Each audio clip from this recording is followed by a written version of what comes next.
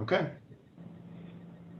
All right, the meeting's being recorded and we are streaming on YouTube. Thank you. Excellent. Okay, so we have a potentially a long night ahead of us, especially with respect to public utilities, the water fund and the sewer fund. I know that there's a lot to go over in a lot of different budget categories. I'm going to get us started right away. If people don't mind, I'm going to dispense with the Pledge of Allegiance. We'll move right into the roll call. The public utilities meeting, the members of the public utilities meeting are Councilperson Gully, Councilperson McDermott, and myself. So I'll take a roll right now. Councilperson Gully. I am here. Councilperson McDermott. Here. And Chairperson Zalewski, I am here. Ex officio.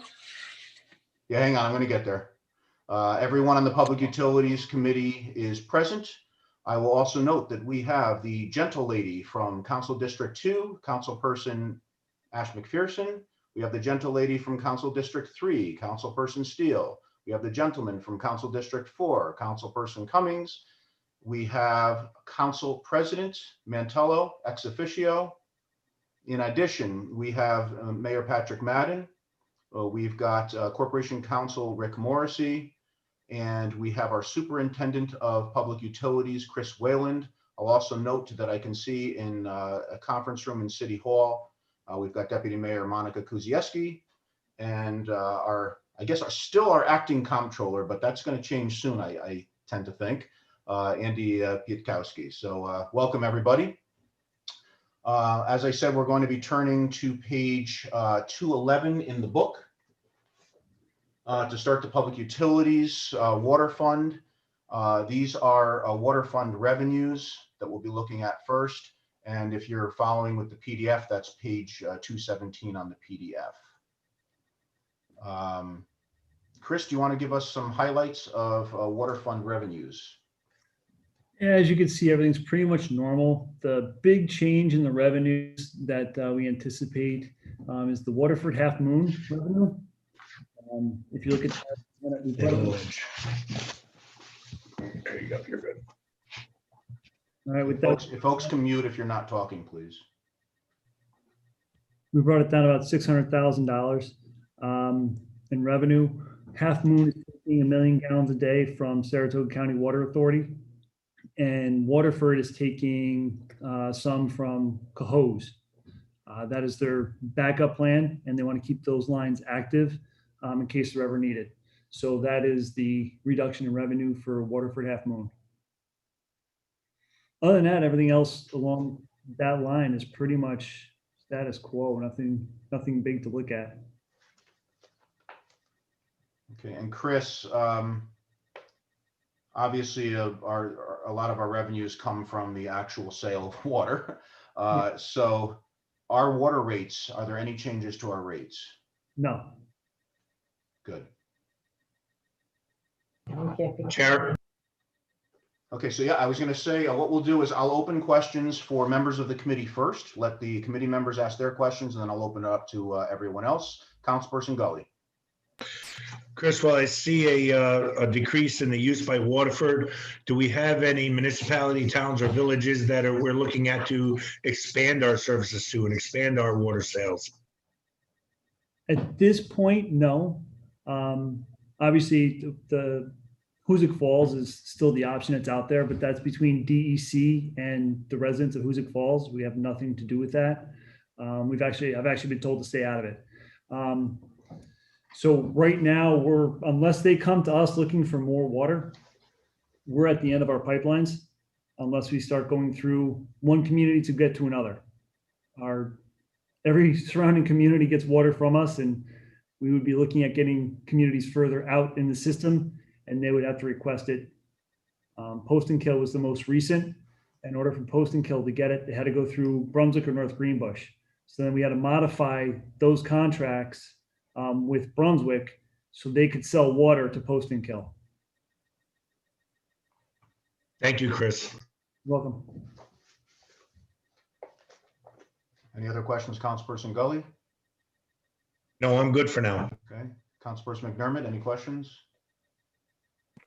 I'm good for now. Okay, I do have one question, Chris. Uh, You said our rates are the same, but the approved estimates for 2020 were 4.6 million, whereas for 2021 is 4.5 million. Is that just a decrease in usage? For the total revenues, Yeah, City of Troy, line item 0614, ends in 0614. they're based on an average, on a 5-year annual trend, and we kind of trended out based on what the usage is. Some years are high, some years are low, and you get a hot, dry summer, you get a lot of flow. You get a cold, wet summer, you don't get as much. It's really weather dependent, not so much just general usage. You know, if I'm topping off my pool every other day or watering my lawn and washing my car, it's a lot more usage than if the rain does that for me. Okay. To follow up on that, so obviously the approved estimates for 2020, if you go to the bottom line of revenues, we're at 14.6, almost 14.7, versus our estimates for 2021, 12.6. So that's a difference of about $2 million. $1.5 million of that's the capital plan. Aha, okay, yep. That makes sense. The 2020 budget has 1.4 million in capital plan. That's included in that total revenues. Yes, yeah, Your 2021 only has 75,000. okay. So 500K is really the difference then. Yep, which comes right back to Waterford Half Moon. Absolutely, okay. All right, committee members, any other questions from the committee? Okay, anyone else? Any other council members have questions? Sure. Councilperson Cummings. Couple questions. First, back to the water fund revenue or water sales revenue from the city of Troy. We heard that revenue was down a bit this year, possibly due to COVID. Are there COVID related things that you're tracking on water sales separate from the weather? Unless we knew where the people were that had COVID in the city of Troy and what their water usage actually is and kept track of that on a biweekly basis. Oh, sorry. I mean, for example, colleges not being open. Obviously they are right now. When it all started, actually, we lost maybe a month of RPI, but then they would have been out of session anyway. Yeah. Then we're right back to normal residents. And if anything, with people working from home and being at home, they're staying at home and not traveling to other communities and using more water at home. So it kind of balance itself out. So this year you're seeing relatively weather fluctuations seem to be driving it more than anything else. Yeah. Yep. Okay. Great. And then on the capital plan bit, I don't know if we'll hit that later, but I just wanted to check in on what sort of other projects that are being postponed this year. We pretty much stopped all engineering and planning for projects moving forward. Yep. There are a couple that are priorities that I'm keeping going. But anything that was kind of just looking out into the future has been postponed. In particular, the water line, where is that? The water line is out to bid. That is not postponed. No. Good. That is not postponed. All right. We have state funding on that and $10 million in grant. We're going to use it all. Very good. At least. Okay. Thank you. That's it for now. Okay. If I can follow up on that, Chris, the Siemens project in the water plant, is that postponed or is that moving forward? Our Siemens project is complete. Okay, that's not ongoing then. No. Okay. Nope. Can you give an example of an engineering project that either was about to be underway or was underway and that's been postponed now? As you know, we repainted 3 of our 4 distribution tanks last year. Yep. The 4th one is the Tibbetts Ave tank, the UFO. The estimate came in at $4.3 million to paint that tank. Wow. Tank is undersized for the service location that it's in. So one of the studies that we were undergoing is there another location that is better to put 2 larger tanks. Ballparking the estimate was $8 to $10 million for 2 larger tanks that would provide more water to that service area. It would also help supplement Hoosick Falls if they became a customer. If not, it supplements going out more into post and kill. Brunswick's having a big boom right now. Seems like every farmland out there is turning into development. North Greenbush is doing the same thing. So it would supplement all of that. That's one study that has come to a halt. Okay. But that Tibbetts Ave tank is still in fine condition. It's down to the primer in some spots, but it's still fine. There's no rot, there's no rust. It's still structurally sound. But before it becomes a problem, we wanted to get things rolling. Understood. Okay, that's all I have on revenues. Any other committee members or council members? Chair. Council President Mantello. Hello. Chris, I know that you mentioned the Hoosick Falls. Do you have a status, anything from DEC? Have we heard anything on that potential of Hoosick Falls tapping into us? We know DEC's had a couple community groups, but I have not heard anything of a decision being made. Gotcha. And I know a couple of years ago, Chris, we had actually, if you recall, we had talked about Waterford and Half Moon looking to tap into the Saratoga line. Yeah. And we didn't think it was going to have an impact. So what changed that? Because that certainly is a substantial decrease. And do you foresee them maybe breaking off completely or no? I don't foresee them breaking off completely. Okay. The county water actually charges more than we do, and Half Moon likes our water better. Okay, that's good. Those are good reasons. And yeah, and I guess my last question, Chris, and this isn't per se related to the budget. What's going on Hoosick and Burdett? Are we really having a tough time with the lines over there? No, that we had 2 repairs there. It just happened that we repair one section and the next section down broke. And now it's paved and we haven't had an issue there. Okay, I thought I saw something, where was it? The other day in front of Seftu, was it? Maybe? No, I thought I saw on Sunday one year. By Rite Aid, Crews. that was sewer related. Rite Aid, okay, so that was sore, gotcha. And is there a plan in the works, Chris, for, a lot of our, say, small culverts and sewers, some of them are caving in. Have we rated those, only because I know there's several throughout the city. I know that your crews are, pretty swamped. Do you have a plan, like over the next 12 months on which ones to hit?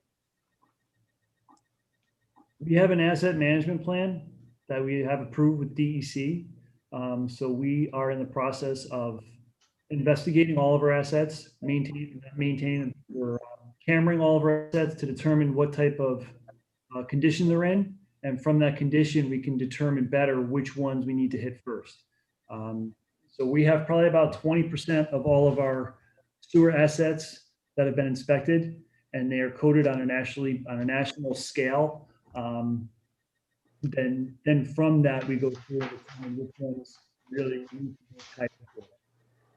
Part of that scaling comes into criticality of it. Obviously, if it feeds a hospital or a school, it scores more than it's just a neighborhood sewer.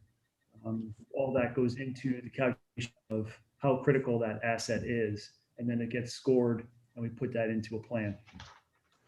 Sounds good. And, Chris, I just want to commend you and your department. I mean, I know that you guys are on call a lot, and you get a lot of late night calls, and you guys are really doing good work. On a last note, following up on that, how are we in terms of, I know you were having a tough time finding folks with CDL, and I know the private sector is also. How are you guys holding up on that end? We're doing all right. We had a couple positions that were open that we had to take out of the budget for this year. I'm hoping to get them funded for 2022. But we're at full staff. All positions are full. We're moving forward normal. Okay, I've made a couple new hires and laborers that when they come in and with the new contract, that when they get their CDL permit, they can move up into that position. It's been a nice little bonus for just the crews, just the laborers to get the CDL permit. And then they have 6 months to get the license. gotcha. And how's our CSO projects going? They're going good. They're going good. We just finished up the bike path here in Lansingburg, which I know there's a lot of stress from the residents on that, but now that it's done, I only hear good things. I haven't heard anything really horrible about it.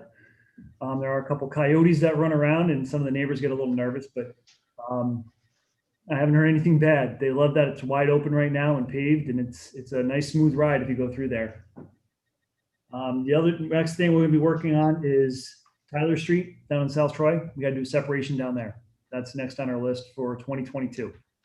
So we'll be engineering that in 2021. Okay, thank you very much. Thanks. You're welcome. Thank you, Chris. And when you say Tyler Street separation, what does that mean exactly?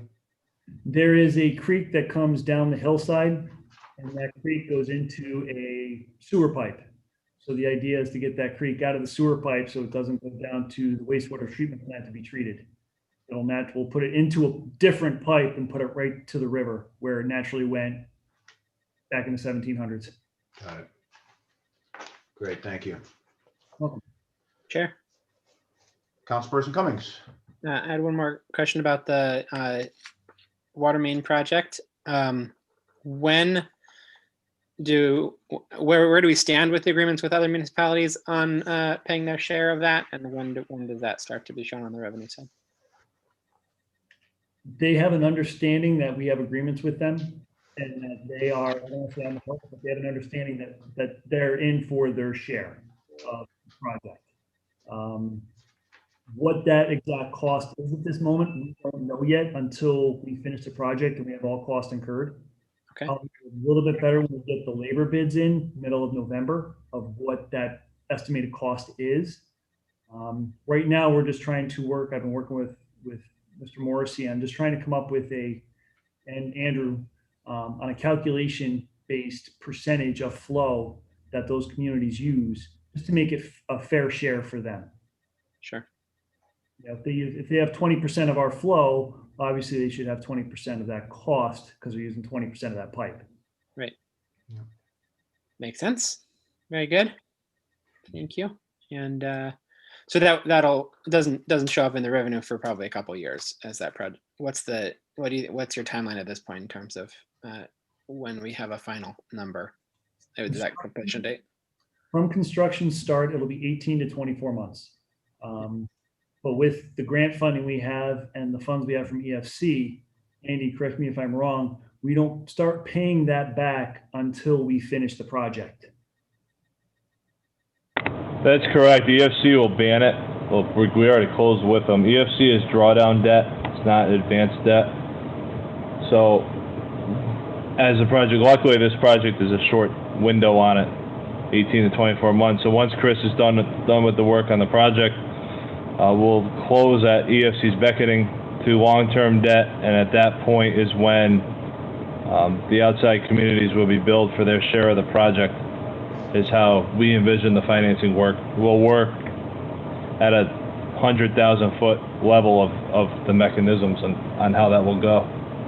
And then their payments, the revenue that you're mentioning will come into the city as the debt payments are incurred. Okay. And do you know what the plan there is yet? Is that going to be shown in the general revenue, or is that within some capital plan separately? I mean, it's several years away. I mean, it's not like it's gonna be in the 22 budget, or it won't be in the 23 budget. It will be run entirely through the water fund, because that's where the debt payments are in the water fund, so the associated revenues will match that as well. Well, thank you. Thank I you, could Andy. add Thank something you. if someone wants to hear it. Sure, Rick, go ahead. The municipalities that we serve are already contractually bound to reimburse their fair share of the expenses. What we have with them right now is more or less agreements in principle as to how we will compute the number. But the reason why you don't have any figures or anything like that is because we won't know the number, the final cost number, until the project is completed. And at that point, we'll be able to allocate basically to the penny what each municipality owes us. Makes sense. Thank you. Thank you, Rick. Thanks, Andy. Thank you, Chris. Are there any other questions for Chris regarding revenues? Chair, Councilperson Ash McPherson. I have a question. Hold on, my computer's doing. Can you hear me? Yes. Okay. I have a question, and I'm not sure. I think you and I discussed it before, Chris. The property up by 125th, 26th, they were redoing lines up in there. Remember, is that correct? They were digging up the property up there, doing the lines, Which property is? putting in drains up on the bike trail. Yes, yep. I'm sorry, I can't hear you. It's my computer's going weird. No. You there? The CSO. Yes. Yes. So is that work completed yet? Yes. that was- Okay. That's just for the drainage up there? That takes unnamed creeks that come down through the cemetery and it puts it to daylight and the creek on the northern side of Northern Drive, rather than putting it into the sewer. Okay. So is that going to have any impact on the 96 apartments that they're looking at building up on Gurley? I have not evaluated that. Okay. Yeah, okay, thank you.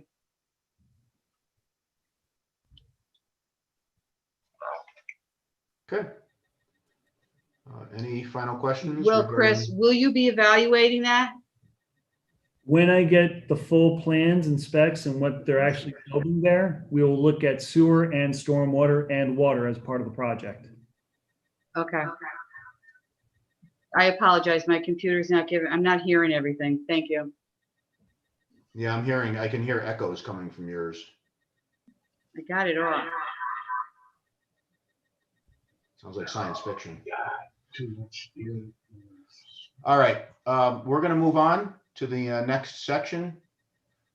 First of all, on page 212, there's a summary of water fund appropriations. Chris, did you want to talk about the summary or just move right into our first category? Might as well move right into the first category. Okay, first category, we're going to go into public utilities garage. That's category F1640, starting on page 213 and going through page 216. Do you want to give us any highlights? Realistically, the whole budget's kind of flatline. There's no rate increase. We accommodated for the revenue loss. So as you go through, you'll see a lot of the materials and supplies and like gas and oil, those have been reduced. Kind of simple. Really nothing extravagant in any of this. There's only 4 positions covered here. Actually, well, 3 and then salary savings. Can you describe the salary savings on page 216? That I would put to Andy to make that determination. Okay.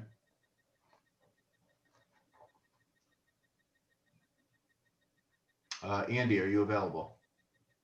What was the question? I'm sorry. A question is on page 216. This is under category F1640, Public Utilities Garage. There's a salary savings of $5,648. How is that being realized? Give me 1 second, I'll pull the sheet up. Is it the new position? It looks like they're just probably raises don't take effect until later in the year, but.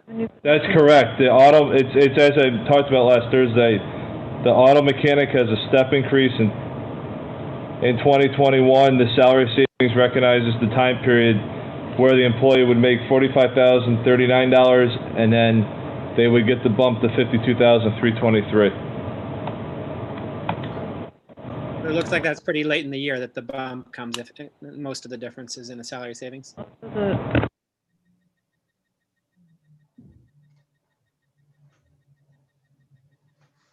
Yeah, the raise is later in the, is after the, is in the back half of the 2021 fiscal year.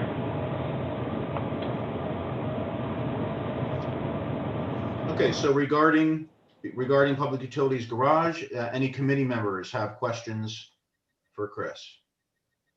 Chair, Councilperson Gully. the auto mechanic raise is $7,000. Is that a contractual raise? Yes.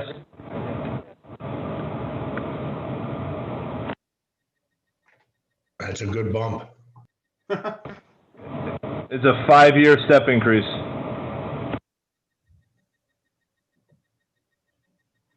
Well, for 5 years, that's actually not really a good bump then. It's a little bump. Anything else, Councilperson Gully? No, I'm good with that. All right. Councilperson McDermott, anything? Okay, other council members? Chair, Councilperson Cummings.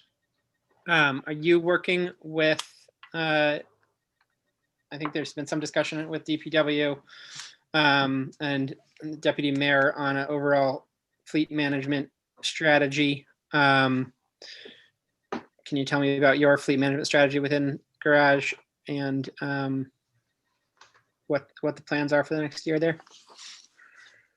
Obviously, anything that DPW do, we would also work along with and do the same thing. Our current strategy is our mechanics keep track of all of our vehicles and mileage. Every day, the crews, they do inspections on the vehicles before they take them out. If there's something wrong, they tell the mechanic makes note of it, corrects any problems that need to be corrected immediately, or takes the vehicle out of service, and then does the repair and puts it right back in service. There's some discussion last year around certain kinds of vehicles where we can buy them at a rate that's significantly lower than the general public can buy them at. And you can actually put a couple years of service on them and then sell them at a similar rate to what you bought it for. What's your thought on your trucks? How many of them are basically off the lot type trucks that would be of interest to the general public? And to what degree do you like running them into the ground versus having relatively other benefits to having newer models there? Past history, we've always just run things into the ground. Even our backhoes, we can buy our backhoes at probably a 40% cost savings compared to the general public. Issue comes in when you're trying to sell them is if you try to sell them through our current means of putting them on the market, we're going to sell a $50,000 truck for 10 grand. Yeah. You're not going to make it. There has to be a better means to actually market that vehicle and sell that vehicle. Our current methods of putting things out for auction are not meant for the newer equipment. Yeah. Okay. So I guess maybe Monica, the Deputy Mayor, could you speak briefly to, I know this is something you said you're going to work on over the next year, so it obviously doesn't need to be in this budget per se. But are we looking at our property disposition process to allow for a different kind of sale of vehicles to recoup more of the value before it gets to the point of being a junker? So depending on the fleet management program that we do take a look at and the purchasing plan that entails, It might certainly have a reflection in any code changes, legislative changes to our procurement and for our property and how we dispose of it. Because certainly right now we have to surplus it and auction it, and depending on how that goes with the sale of those, you know what I mean, like you just said, if it was a 2015 Chevy pickup truck that's hot on the market right now, they might call us and say, send us what you got, we'll replenish you. So those are things that we have to take a look at. And then once we investigate it further and have more conversations with vendors, we'll have a better idea of how that is framed out. And then on Chris's side, I think I assume most of those vehicles are relatively standard. Is there long fit up time or anything like that? There's special equipment, or is it just put a cab on it, maybe put a box on it? Unfortunately, all the vehicles have long lead times anyway. When we put an order in for a truck, you know, it takes several months even to get it, because we have to order it versus going to buy it off the lot. Even with mini bids done through New York State. So it's not necessarily an overnight process. We can't just drive to, you know, Fusillo and go purchase something off the lot. We have to go through a process in order to do it.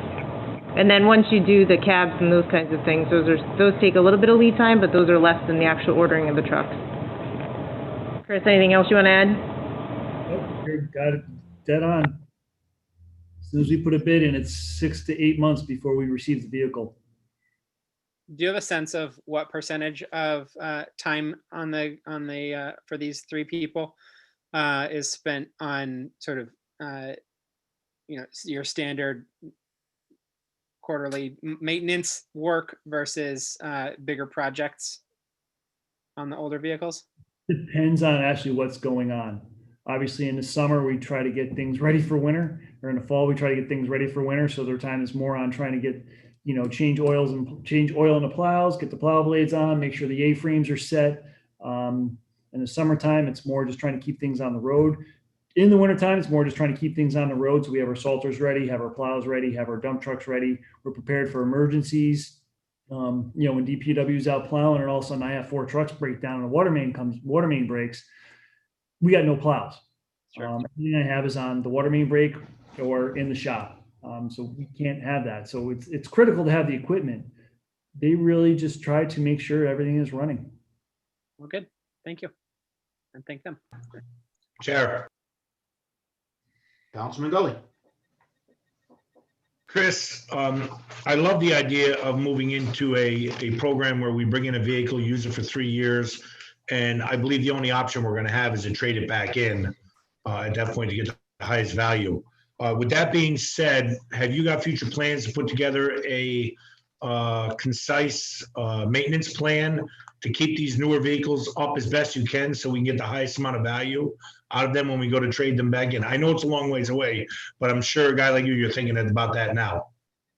Whatever plan comes in, I'm certain if there's some sort of fleet management service, they're going to have requirements of what we need to do, at what mileage we need to do it. And they're probably going to have a software program that tells our mechanics exactly what to do to that vehicle.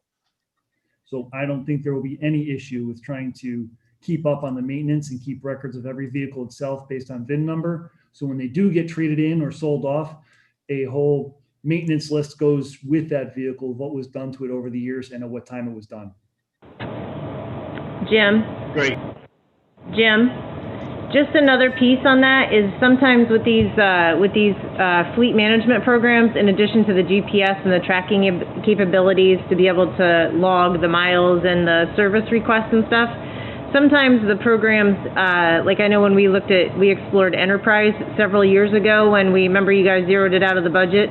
When we looked at that was one of the situations where there was the ability to add on a little bit of an additional cost to be able to engage a third party just to do preventative maintenance on the vehicles. And then that would allow our crews to be able to focus in on the heavier maintenance, the plows, the hydraulics, you know, the diesel pumps, those kinds of things, so that they had the ability to focus on the larger projects and be able to do the run-of-the-mill oil changes and those kinds of things out to a third party. So there's options out there. We're not committing to either one. We have exceptional mechanics.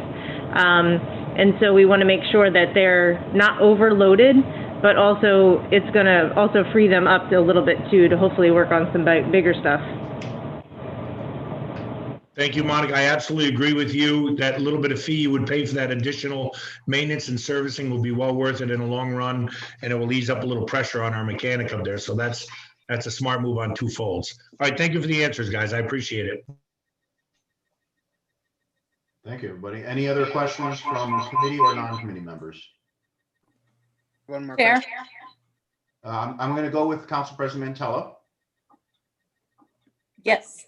Real quick, Chris, in your 5-year capital plan, I apologize. I know that you talked about that a little. My computer's not working, so I'm on my phone. The Class C dam evaluation for next year in the capital plan, it's over on page 266. Which is that for a number of dams, or is that related to Mount Ida? What exactly is that? Last year, the high hazard dams, so that would be, they are on DEC radar, engineered every so many years to keep them up to date, because they're high hazard.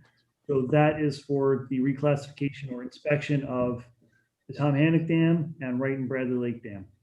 Those are the Okay, yeah, I'm aware of DEC's new dam regs, but I was curious which ones. Okay. Thank you. You're welcome. And that's where in the capital plan, if you go to 2022, you'll see the Class A and B dams are in there. Yes. Class A and B dams are the less hazards. But they still have to be evaluated every so many years. So that would be their time to be evaluated. Okay.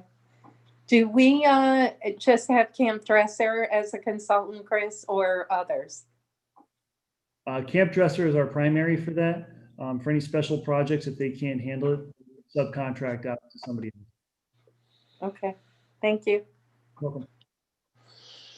Thank you, Chris. I'm glad to see that DPU actually gives a damn.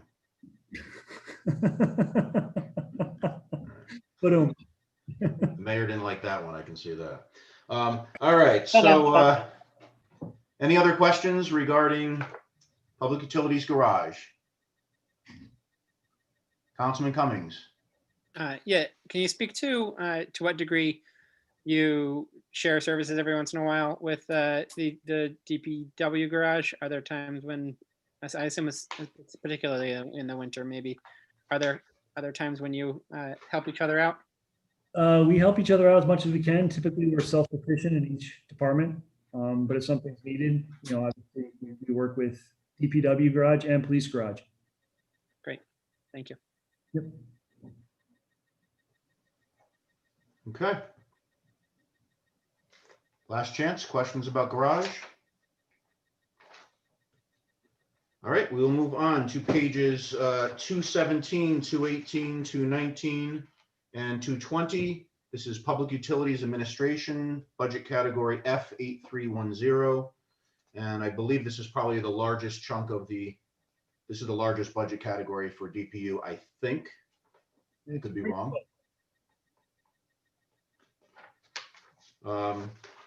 Okay, Chris, do you want to take us through F8310? I guess everything, and again, it's all pretty much straightforward to try to keep everything as much as the same as possible. Salaries are the same, just the contractual increases. The one big change you're going to see is F8310 303 0030. Yep. The $264,000 that we have this year, that was for the purchase of water meters. We are purchasing what we need this year, and that will hopefully, that will bring us through next year. So we won't be ordering meters next year. We have enough in stock to carry us through the year. Okay. I have a follow-up on that, Chris, if I may. Also, 201 0030, which is also water meters. That went down from, looks like in the tens of thousands down to 500. Yep. Is that related? That was actually for meter equipment. We had to upgrade all of our meter readers equipment so that they could read the newer meters a little more efficiently. We still have 3 styles of meters that are out there. We have the read-o-matics, where they actually, the It's a little box on the outside of the foundation that the meter reader has to walk up to, punch in what the reading is. We have what they call a CE, which you actually, the meter readers, it's a radio read meter, but to do a profile, you actually have to gain access to the meter to do the profile of it. And then there's the ME meter. It's a radio read meter that we can do profiles from the street. So to upgrade that, both the CEs and the MEs, even though the radio reads, it's a different antenna from the meter reader. So they used to drive around with cars that had antennas that were going off all over the place. We actually updated that to one handheld. So everything they have is in one handheld. They can punch in manual reads and it has both antennas in that handheld. So it's all in one shop for them. So that was to upgrade that meter equipment for them to make it a little more feasible. Nice. Jared, just on that. Just one second. Let me just ask if there's any questions from the committee first. I'm good. Okay. All right, Councilperson Cummings. I believe last year you mentioned there's some work being done to make it so the meters can be read sort of remotely. Is it still driving around or is it from buildings? And what's the status of that?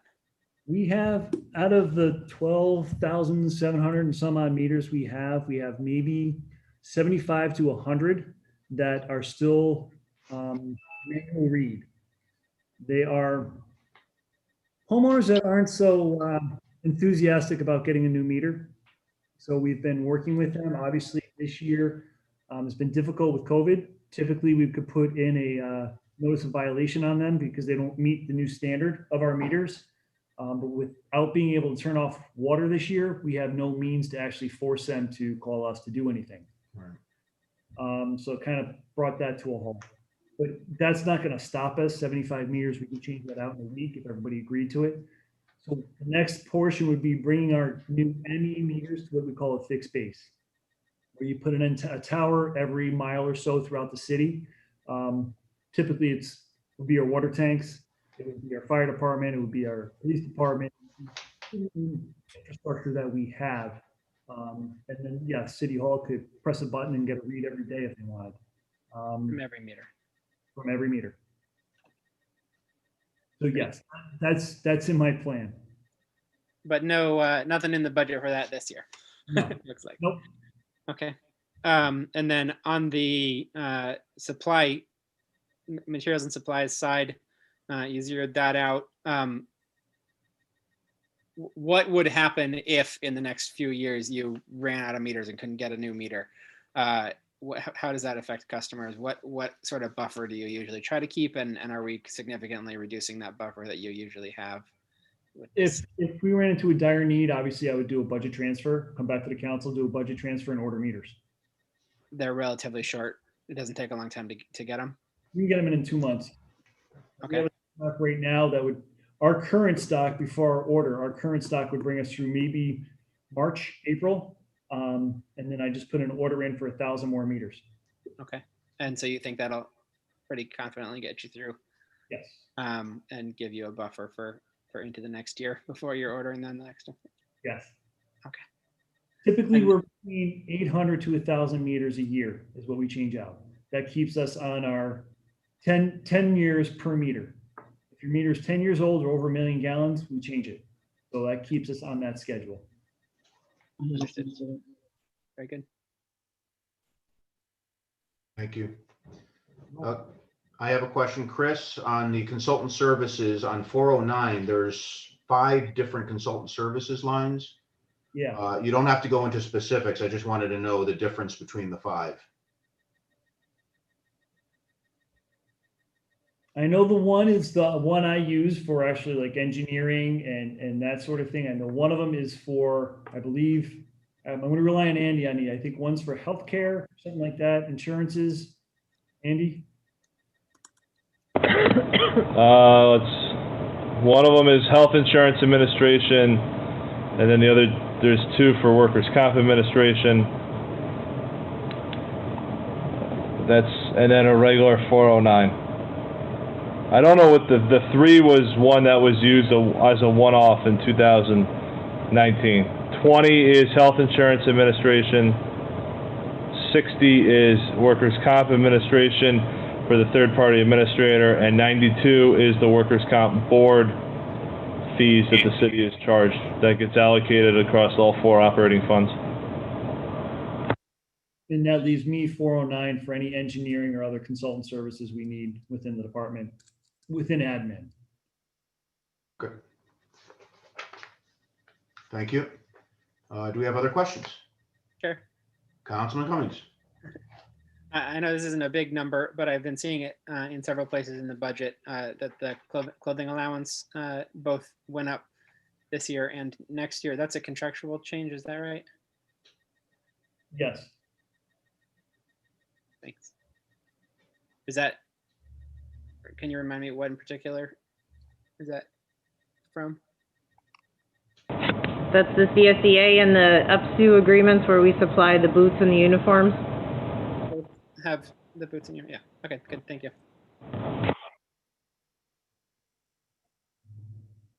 Okay, other questions on administration?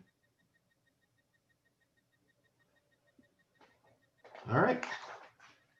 Hearing none, we'll move to the next category, which is on page 221, 222, 223, and 223, and that's public utilities pumping I'm sorry, 221 and 222 only. That's public utilities pumping station F8320. It's a pretty small budget category, pretty straightforward. Yeah, our pumping station in Eddie's Lane gets its own budget category because it's its own structure. So this is for gas, electric repairs to equipment, anything that goes on in that facility. So yeah, it kind of makes it very short and simple. Yep. Committee members, any questions? No, I'm good. Non-committee members, questions?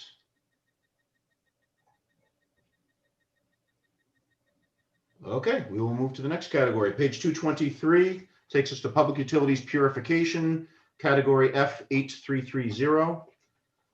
And that'll take us through page 227. This is another pretty large budget category. Yeah, this is pretty much everything to do with the water plant. This has all the maintenance personnel, all the operators, all the lab personnel in it. But as you can see, it's not adding or deleting, just keeping it as it is. The biggest line here is other materials and supplies for 812,000. That's all of the chemicals we use to treat the water. That's our chlorine or fluoride or lime, chlorine dioxide, anything that we put into the water to treat it. That's what comes out of that line right there. That also is all the materials that we need: pumps, pipes, tubing, anything else, fans, blowers, laboratory equipment. That would all come out of that line. That seems in line with previous budgets. Yep.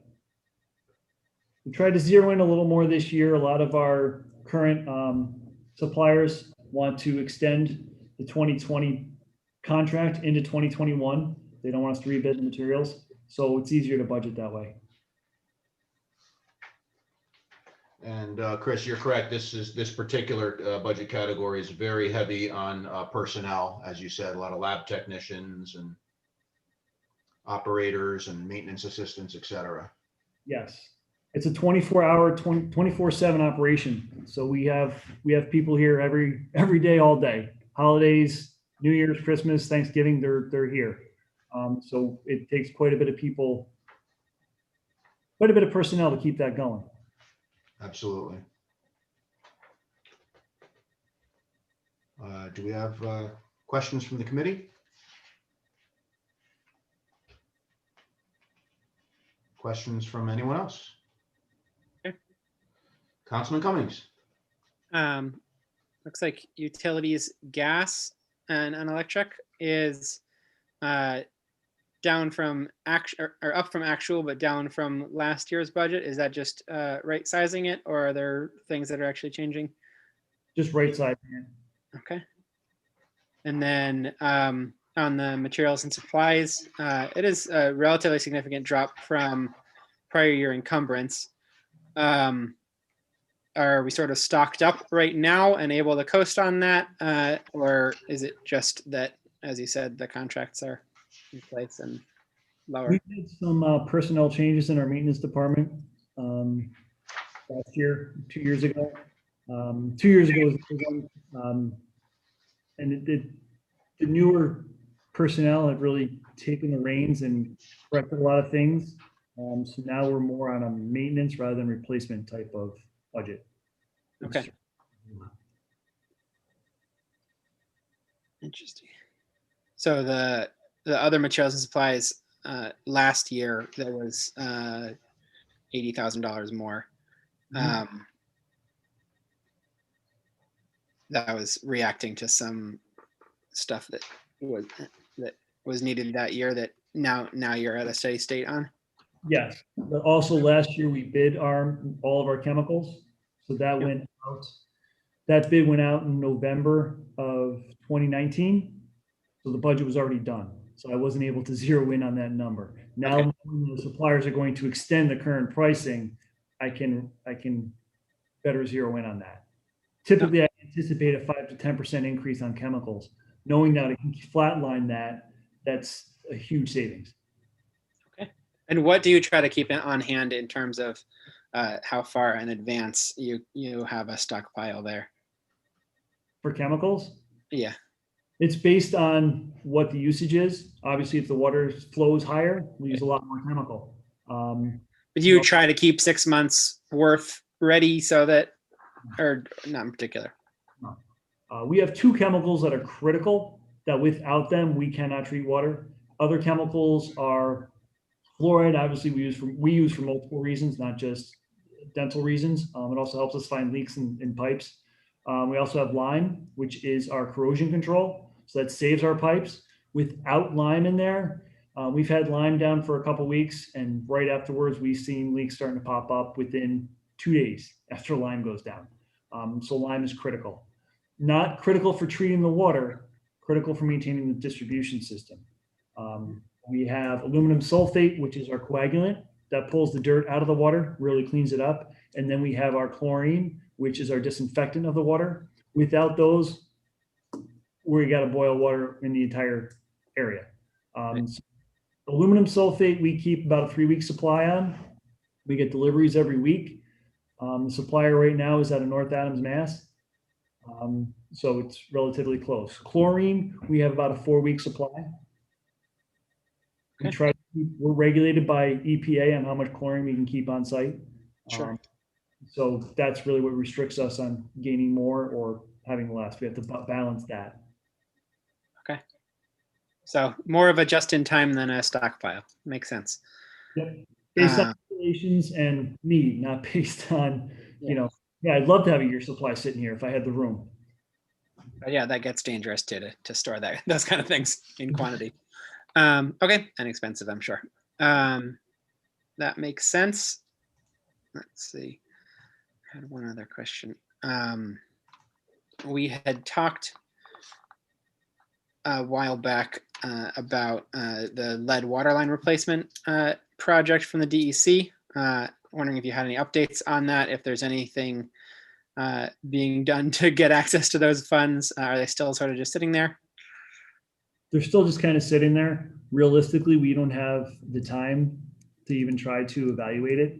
I've talked to a few other systems that have tried to use them, and their attorneys went haywire saying that that is tax money that you are now gifting the taxpayers, and it's illegal. So other communities have actually turned it back in. Okay, and it's remind me the total amount. Is it for that grant? 500,000. Okay. Certainly a priority in general. Hopefully the state can get a handle on that program and figure out a way that we can adequately use it to help replace those supply lines. Again, with the lime, it protects those lines. So realistically, it puts a skim coat of lime on the inside of the pipes, and the water never touches the lead to cause an issue. Good. But If one of them does plumbing with it, disturbs it, that there becomes a problem. And just to be clear, for the public, we're mostly talking about supply line, house supply lines. We don't have mains and such made of lead at this point in the city. Was that true? Correct. Correct. Primarily from the curb stop into the building, which is all privately owned. Right. And that's why the legality of using public funds on that gets a little bit more complicated, but Right. it's obviously a priority because we do have a lot of old buildings in this city. So Yep. thank you. Old buildings and old pipes. Indeed. Okay, any other questions on F 8330? Purification? Okay. We will move on to page Chair. 2. Who is that? Jim Gully. Councilperson Gully, yes. I'm not sure if it was mentioned because I couldn't hear that well. But on the salaries, I see 3 positions that were at 0 current salary, but now going to go into the budget. 2 for 64,600 and 1 for 56,131. I'm not seeing where they were in the budget last time. So how do we get to that point? What happened there? Chris. The assistant supervising water plant operator, we had a person move up. We had a retirement, a person moved up, and that money just left it vacant for savings for 2020. That is funded for 2021. Salary savings, senior water plant operator, we just had a retirement. He retired back in August, and we're still going through the process of filling that position. Same thing for the water plant equipment maintenance mechanic. That was vacant. The test was just given. We just put somebody into that. So is the reason that those people are moving into those positions, shouldn't we see 3 of these positions being nullified? If there's a hiring freeze and we haven't hired anybody, so should the 3 positions that are being new, should we have 3 open positions or eliminated positions to cover that? I'm a little confused how that works. So I think once you backfill a position, you'll end up backfilling the ripple down. Is that what your intention is, Chris? Yeah.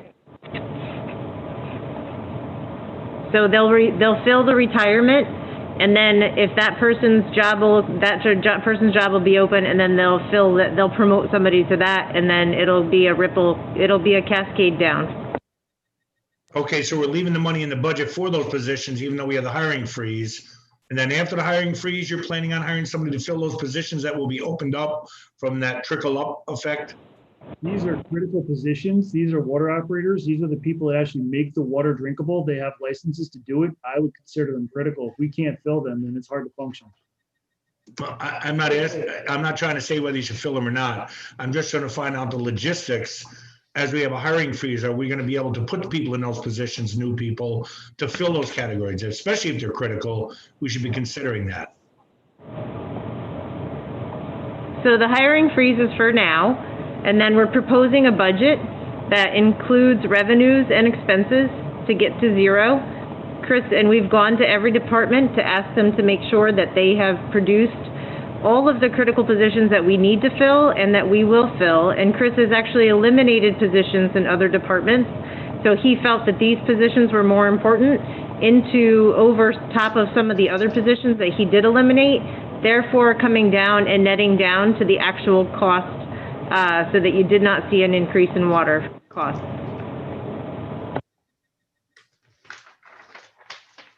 All right, thank you. All right, thank you, Councilperson Gully. Chair? Yes, that is interesting what you just pointed out, Councilman Gully, that is that's an overall personnel increase of 200K. Chair?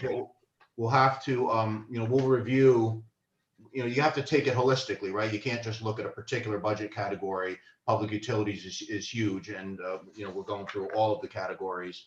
But I know like in the next category that we're going to be looking at, which is 8340, that's also up by 200K. Chair. Now we're going to be up by 400K. So we just, I'm sure there's going to be reductions also, and we'll talk about that, but it's a reasonable question. Councilperson Nash McPherson, yes. Chris or Monica, I don't know which one said it. You said unless I misunderstood, you eliminated 3 positions to fill those 3 positions? Yeah. Where are those 3 positions that were eliminated? I don't see that. 8340. Say that again? 8340, 300 transmission distribution, page 231. That's the next category we're going to hit. Well, so you eliminated 3 positions in here to fill the 3 positions? It's out of the water. And Yes. so in 8330, you filled 3 positions, and 8340, you took 3 out to do that. I just want to make sure I was going with this. Okay. It's not taking one out to fill another. These are all actual positions that are everyday positions in the city of Troy. So Chris has determined that these are critical positions to run his department operations. He felt that in the transmission about 4 years ago in the 2017 budget, he proposed a second team that was going to be a proactive team to go out and do transmission main replacements. Do everybody remember that back in the day? So that team hasn't necessarily been filled. So what he did, because we went back to all the departments and told them they had to modify their department budgets, Chris's especially because we had that loss of revenue from Waterford Half Moon. So he was working on what positions were not critical and what were some positions that he could potentially eliminate in order to make us meet our budget. So therefore, the transmission main was allowed to do that. All of these positions were existing positions. It's just that we've chosen not to fill others. You'll see they're not zeroed out of the budget, so they are positions we anticipate that we will fill in the future. Just for this specific year, they're not being funded. Right. So the question was, where were they, when you said you filled them, you took 3 out. All I was asking were where they were taken out from. So you couldn't see it in that. I didn't know you were in another category. So that's what I just needed clarification of. Okay. Thank you. Welcome. Okay. Other questions on F 8330? Sure. Councilman Cummings. Thank you. I believe these are the only lab technicians in the whole water department? Yes, I have 3 of them. There'd been some discussion, and I know there's ongoing discussion with the CDRPC and others in the region about COVID testing through sewer sampling. A, are you aware of those discussions? Are you having any of those discussions? And B, I know these lab techs are in the water, not sewer line, but do they have the capabilities and expertise to do that if that does start to roll out, to allow a population level understanding of COVID prevalence in the city? These lab personnel the lab is not equipped for that type of sampling. We would be able to have to take the samples and send them out and wait the week or so for the results to come in. And by that time, the problem is mostly gone, or now you're trying to backtrack a problem that you don't even know where it started. So the only thing it tells you is, yes, it's present. It doesn't tell you exactly where it is. Yeah, I read some things about universities that had developed on-site capability to pinpoint it pretty fast. Obviously, that may work. It may require collaboration with the county or other local labs and universities, but certainly just want to keep plugging the idea of exploring that. Sounds like not something for your staff. Is doing that. They are plugged. That's the sewer side of operators. They're trying to get funding together to do that. Problem is, for a pandemic that's come up so quick, lab personnel not really trained on it. Equipment and supply shortages, pandemic employee shortages. It's not really something that is feasible for a municipality to do that's already running on limited positions. Sure. So it'd have to be grant funded or done in a regional collaboration where it's funded by someone else, but they come in and sample for us. Yes. Okay. Well, I'll just advocate for that at that level then. Thank you. Okay, any other questions on purification? All right, hearing none, we will move on to Public Utilities Transmission, budget category F8340, page 228, 229, 230, 231, and 232. This is another big one. This is everything to deal with our distribution system. This is all of our pipe, all our repair parts, all of our work crews, all of our plow trucks. That is mostly in, all the water side is in this. The sewer has its own budget, but all the water side is in this. But as you can see, the personnel, we took those positions out. We dropped that down $116,000.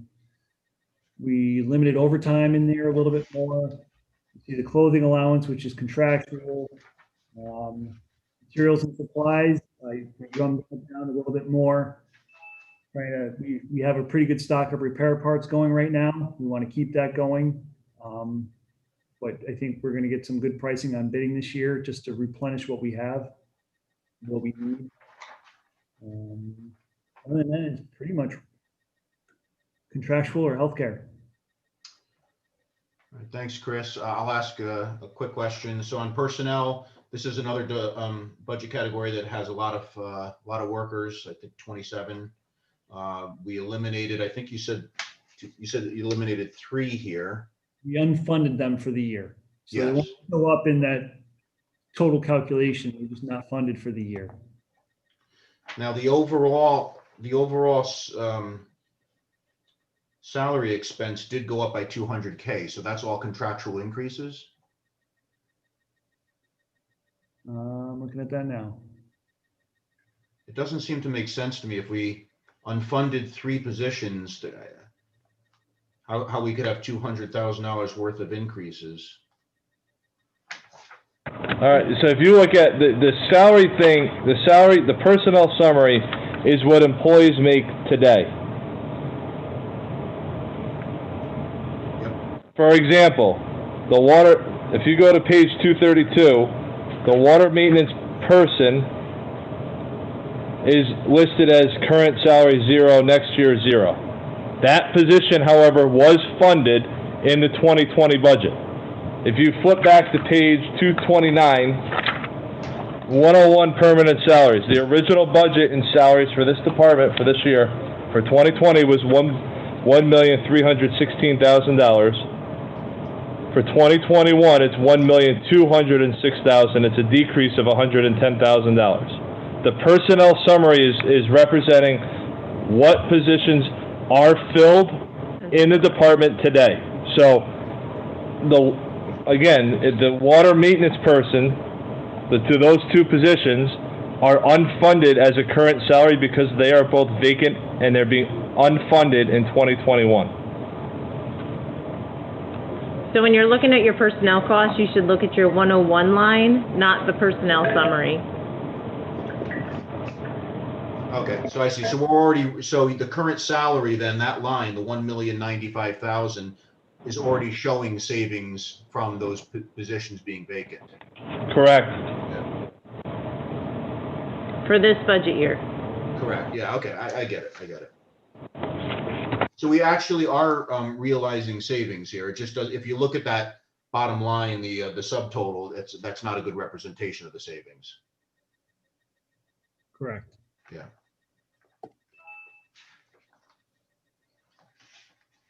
Okay, committee members, any questions for Chris?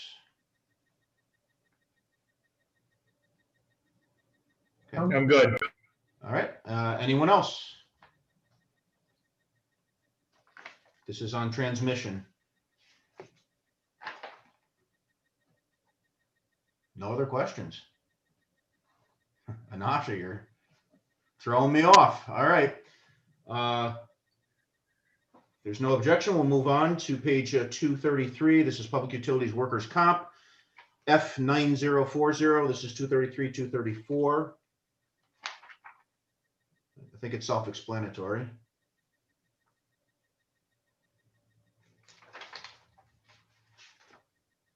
Anyone have questions, committee or non-committee? Okay. Move on to 235, which is water fund bonds. This is F9710, 235 and 236. Chris, can you just give a quick explanation for the bonds? I will elect Andy to do that. All right. These are serial bonds within the water fund made up of historical EFC debt issuances. For example, the serial bond for the city's share of the water transmission line project done in Lansingburg in 2016 and 17 is in here, and there's also a serial bond for the painting done for the water tanks that Chris mentioned earlier.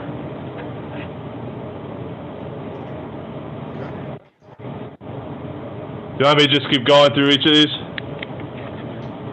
Yeah, if no one has any objections, I think that'd be great to go through them like that. Yep.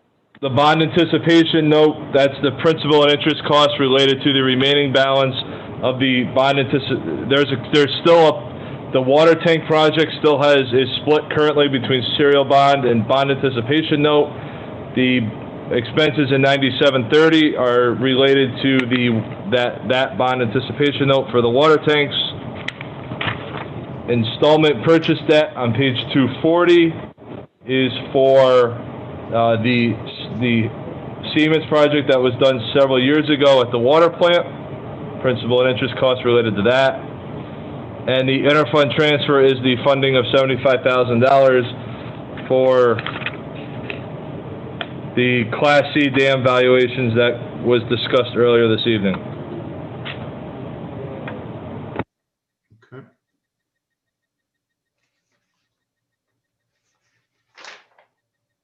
And that's 241 and 242. And then when we hit 243, page 243, we've got our water fund subtotals. And that matches the appropriations overview from earlier, which is our 12.6 million. That's going to finish up the water funds. Are there any final questions for Chris or Andy or anyone else on the water fund? Councilperson Cummings. On the bonding, it looked like the interest percentage is relatively high. Do we have a total on, these are just pretty large outstanding amounts? Because I know there's a relatively low interest rate loans, is that correct? For which, by the proportion which of debt? Each of these debt, it looks like a third to a half is interest payments. Is that just because we're in early years on that debt, basically? The serial bonds, yes. The bond anticipation notes, the interest is as a percentage of the total issuance, and the principal is the minimum pay down that needs to be made on the debt itself. So we're just doing relatively minimum pay downs right now. Is that a normal practice or is that a 2021 practice? Minimum pay downs were used for 21 only. I'll say that for now. It depends on the year. I mean, historically they were minimums. In 2020's budget, we were more aggressive per se in the pay downs. It depends on the budget availability to what you can pay down. I mean, we have a significant decrease in revenues for Waterford and Half Moon that it limits the ability to increase the minimum pay down on a band, which that's the flexibility though of a band is you don't have a fixed principal amount to pay back other than you have this minimum amount.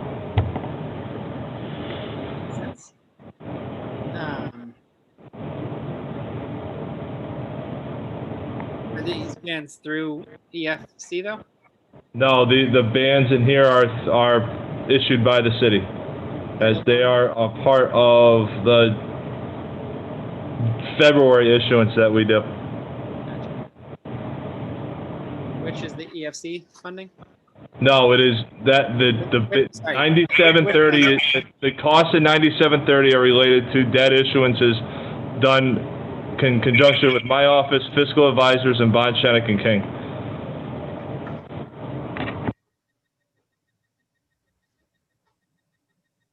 Do we have an overall debt summary? Am I missing that somewhere on the water fund? The overall debt summary for the water fund is on page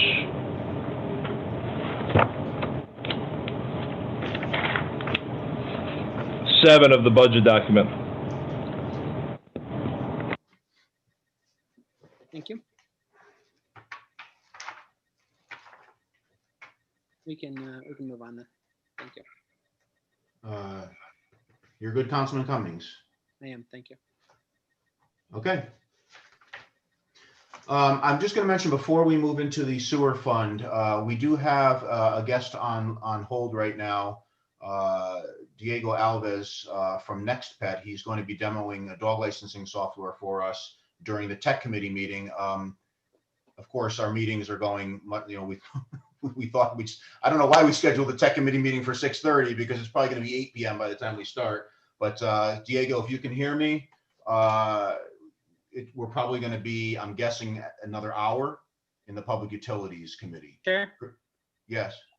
I wonder, because we've got a planning committee after that, I wonder about having that demo at a separate meeting, or whether we definitely want to do it tonight. Well, my goal was to handle it as part of the tech committee, because the tech committee meeting is actually going to be very quick. It's just a single budget category. And the demo is probably 15, 20 minutes. But we'll see. Mr. Alves may not even be able to be able to hang with us that long. So Mr. Alves, if you can hear me, feel free to just post into the comments and let me know your intentions. And then when we get to the tech committee meeting, we'll see where we're at that point. Chair, Yes. isn't that a function of the city clerk's office? It's both clerk and technology. So we're looking at it through the technology committee. Are you looking to add it in as a change to the budget? Because it's not a current existed proposed on our budget. It's possibly, yes. We have to look at what costs would be and what we would do to incorporate a dog licensing application. Yes.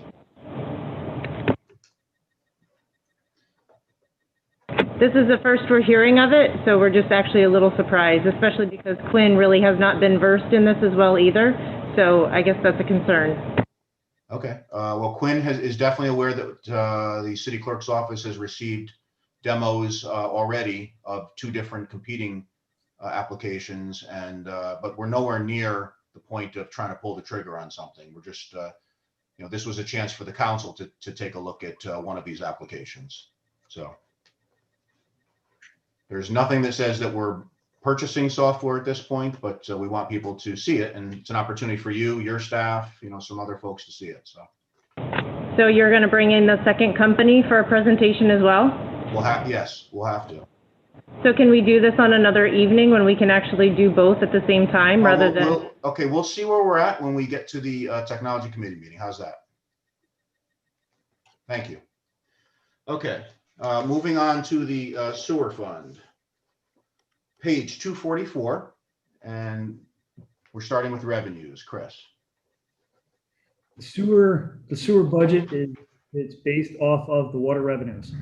So when you look at the water revenues in the water fund, the city of Troy sales of water, that's the sewer budget. The sewer rate is the same as the water rate. Yep. So as you can see, the revenue from the city of Troy is 4.5, and it's the same thing on the water revenue from the city of Troy. Anything else? Again, Rensselaer County Sewer District, they pay us to get the sewage through our town to their interceptor. This is actually a simple budget on the revenue side. Yes. Yep, I can see that. Okay, thank you, Chris. Committee members, any questions on the revenue side of things? It's pretty much the same as the water revenues. Non-committee members, questions? Chair? Oh, we've got some echoing with Council President Mantello, if you can resolve the echo. Sorry. Okay, little Star Trek there. Yeah. Quick question, Rich, the Rensselaer County Sewer District, is that set at that amount every year, the 179? Is it part of that contract? And when, and if so, when does that contract expire? That contract it goes on 3-year terms. It's actually up for renewal for 2020. Sorry, I can't hear you. That contract is for 3-year terms, and it's up in 2020. So we are negotiating that now. Realistically, it's a 3 to 5% increase annually.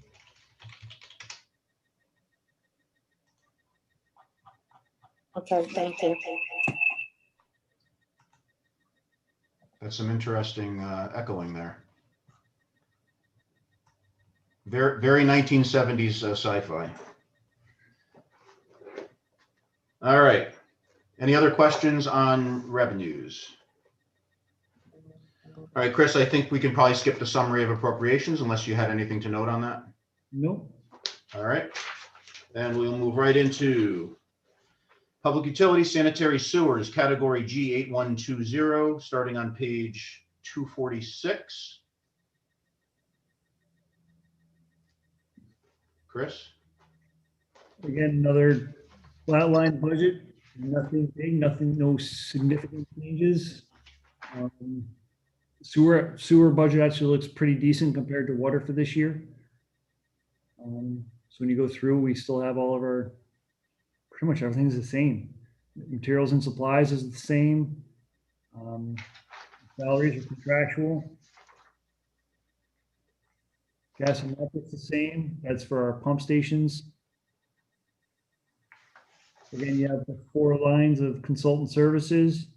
The straight 409 is the one I use for engineering. We also use that for any outside paving or outside work we have done. If we have somebody else replace a sewer line or reline a sewer, that comes out of that consultant services, the 409.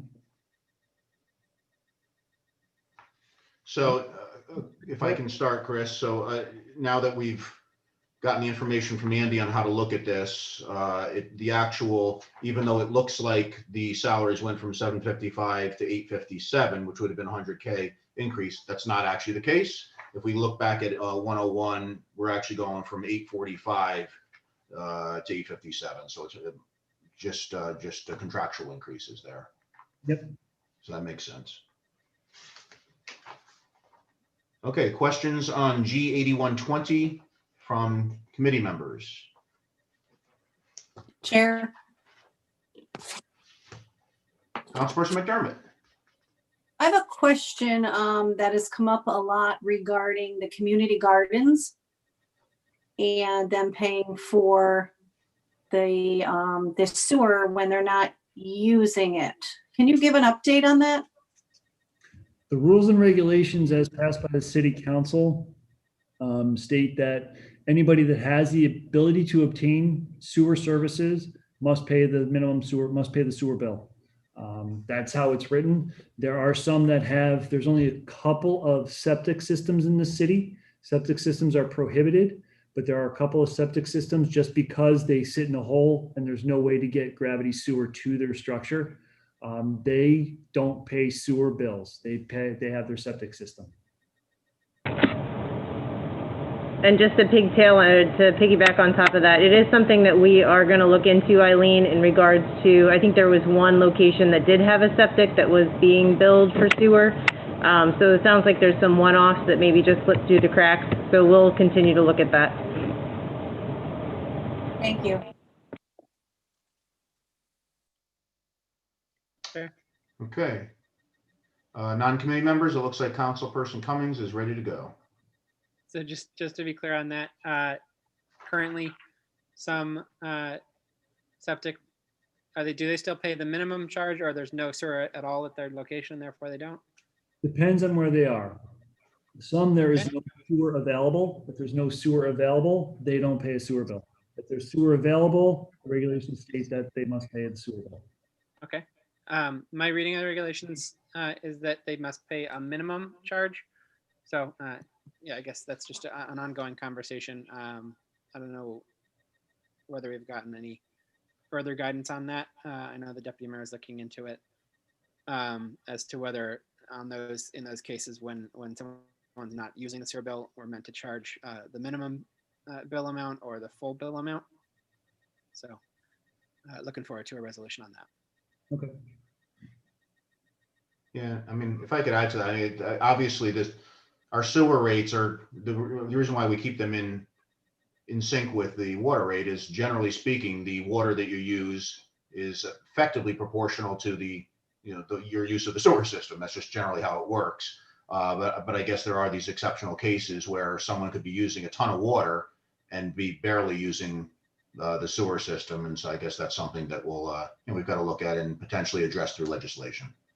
There are communities that meter the sewer separately. Just because there are other things that go down the drain rather than just the water too. So there is also a possible addition to that. I'm sorry, Chris, did you say that we do have the ability to monitor? No, okay, all right. Other communities do. Okay. I assume we haven't looked at that at all. That would be a large infrastructure cost, I assume. You can't get residents to change out their water meter. How are we going to get an ad? Yeah. So I figured. Let's see. Yeah, but that being said, just from a public interest standpoint, certainly I think from my conversations with you in the past, we've got plenty of water supply, and it's more the sewer end that's a constraint. And so if we can incentivize uses that are paying us for water in larger quantities, but not contributing a similar amount to the sewer, that I think that overall benefits us both on the revenue side and on the getting us where using our capacity in a more full way. So I'm certainly in favor of a billing system that allows for and encourages water heavy uses that don't go into the sewer or even reduce sewer. Thanks. Thank you, Chris. Thank you, Councilman Cummings. Any other questions for Chris or Andy? Okay. We will move on to sewer bonds, page 251, G9710. This, so I guess, Andy, you're probably going to want to just go through, whip through these, G9710, 9730, 9950. G9710 sewer bonds is EFC debt, long-term debt, principal and interest costs associated with that. 9730 is the projected principal payment of the outstanding bands. These bands are held with EFC. They are in relation to the combined sewer overflow project. Page 256, 9950 interfund transfer. That is for the city's annual contribution to the CSO project. That is a transfer from the sewer fund to the capital projects fund. That's the budget appropriation for that. I'm sorry, Andy, I was trying to write as you were speaking. So what's the difference? Both 9730 and 9950 have to do with the CSO. So the 9730 is the debt issued from EFC to the city. It's currently sitting as a band. That's the principal interest cost due on the band to EFC. And then 9950 is the city on an annual basis transfers monies from the sewer fund to the capital projects fund for the CSO project. That is a practice that's been done since at least, I would say, 14 or 15, right, Chris? It used to be in the sewer fund for a couple of years, and then they moved it to the capital projects fund, and it's been there since. And it was supposed to be in the capital projects fund from the outset. So it was a correction several years ago that was done.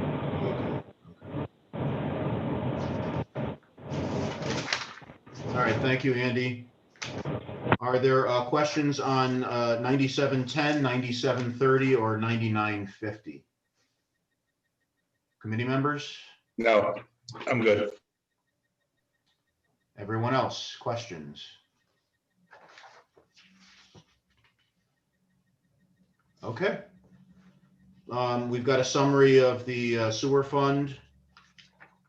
Bottom line is 4.8 million.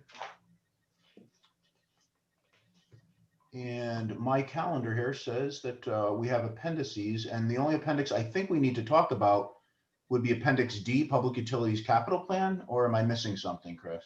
That's all I'm aware of. Okay. And I think we did cover that. Are there other, I mean, we covered that from the perspective of, you know, dam safety, you know, the Class C, the Class A and B. Do we want to give us a summary of any other aspects of the capital plan? The only other aspect in there specifically for 2021 is the $3 million in the basin concrete and cone valve replacement. So as you know, the water plant's over 50 years old. It's built out of concrete. Most of it's been submerged since it was constructed. A lot of the concrete's starting to spall. Make sure that the concrete is easily replenishable. We're looking at doing that next year. The capital plan for 2020 actually had an engineering for the concrete basin work. So that's been done. So now next year we're looking at going out to bid and actually do the work to make sure that we are able to treat the water efficiently and effectively. The second portion of that is the cone valve replacement. At our pump station on Eddie's Lane, we have 4 pumps. The pumps each have what they call a cone valve. It's a valve on the discharge side of the pump. So when we turn a pump on, the pump turns on, and then the valve slowly opens to get the water pushing out of the pump station. Those cone valves are original. They're a 1963 vintage. The company that actually built them is no longer around. They're Ellis Chalmers. But the lead engineer from that company actually now works for. So we are trying to work with Ross on design for our specific system to replace those cone valves. Sure. Councilperson Cummings. So does the budget for this year on that include both the engineering, design, and installation of the cone valve, or is it just to the design side? The design was done in 2020. So this is the cone valve. I thought you said you were just starting to work with them on that. Starting to work with them, but it's their valve, so there is no engineering. It's a direct replacement. Since they're able to make the same type of valve in the same bolt pattern that we have, it'd be a direct replacement for what we have. Understood. Good. And then I assume the basins you do one at a time, and there's no interruption or. There is a very lengthy schedule that goes with those on how we can do it, because we have to take out of, say you have an A, B, and a C. We got to take B. In order to fix B, we got to take A and C out so we don't have water pouring in on B. So there's a coordinated effort on scheduling to repair those. Okay. Sounds like an adventure. Yes. Nerve-wracking year. I'm sure. All right, so those are capital plan highlights. Are there other questions?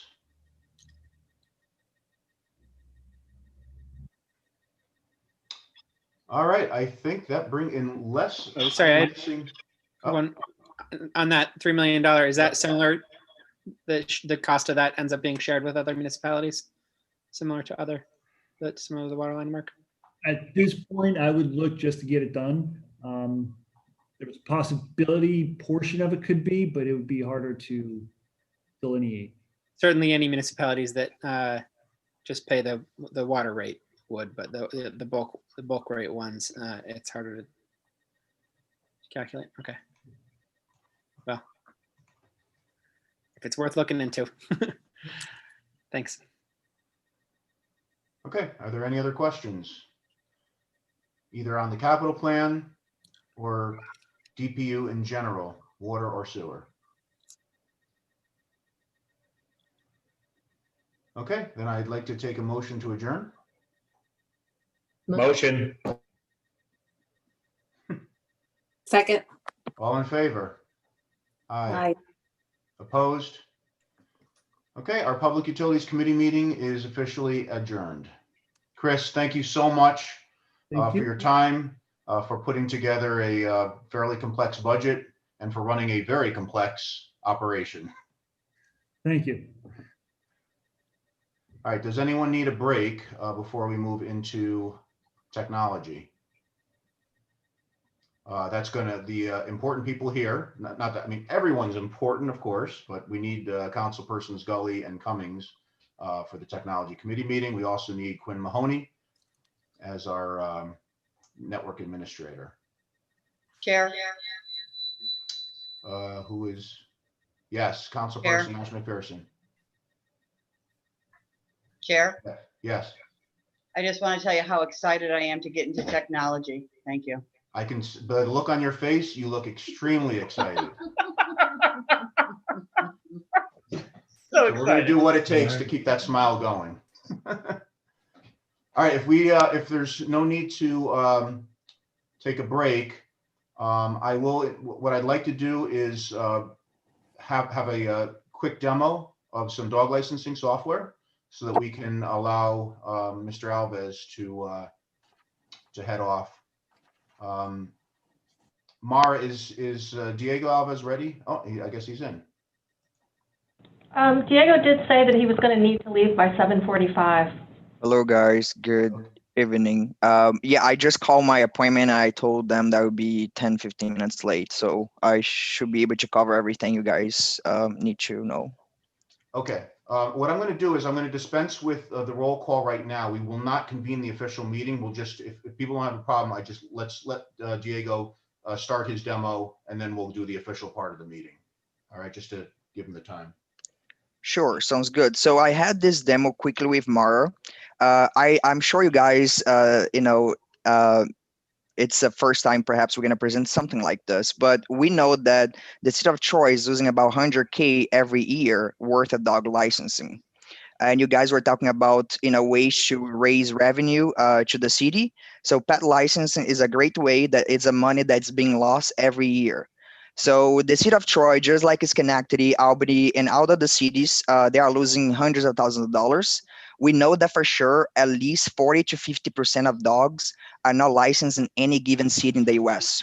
So this presentation I sent to Mara, and I can send to all of you later. So going to the software, I'm gonna quickly present the software to you. I know that Troy is using BAS, which is outdated technology based on Microsoft Access database. Our software is 100% online, responsive, mobile, and web. We are the only company in the US having a mobile web for pet license, which also increased pet licensing. So this is the software that a city user you'll be having access to. The software allows all the cities to customize anything you can imagine. So you can customize letters, you can customize templates, you can customize reports. So one of the, you can send emails to hundreds of people at the same time. And you can create all the fees for the city. So any type of fee that the city may want to add, you guys will be able to do it here. One of the things that came up to me was how am I gonna be sending I think mass mailing, which is, a lot of people still do by paper, which I think is going to be eliminated very soon because of the COVID. People want everything touchless. So now they're better than everything online. Here, you guys could select all the pets that you want to send communication. And from here, you print a PDF. I'm going to send for perhaps a notice of renewal, just an example. And the system generates a PDF that you can easily print and put it in the envelope. You can also send these by email. So all the cities that work with us, we are digitalizing the whole pet licensing process because right now the pet license is a cost to the city. The city makes no money and is a cost to you to keep it running, and it's the law everywhere. Especially now with the pandemic, I'm not sure if you guys are aware, but pet adoption went up 20%. So the percentage that I show you here, 29%, this number actually we think is about 35 to 40%. So we can easily have this 100K a year that's being lost because people are just not licensing the dogs. So this is the software, how it looks like. You can, I'm not going to go over every single feature, but we have over 230 features. The software can be translated to Spanish, English, and many other languages. It's fully responsive, so you can use on any device. Animal control officers can also use the software to issue citation, enforce the law. You can also connect with the vets. So another point that we are helping the cities is to connect the veterinarians on the platform, because the vets can upload rabies, and then the cities have more control who is adopting or who is having a pet in the city. So the city can send a letter to the pet owner, letting them know that they need to license the dogs. So everything can be automated to the platform.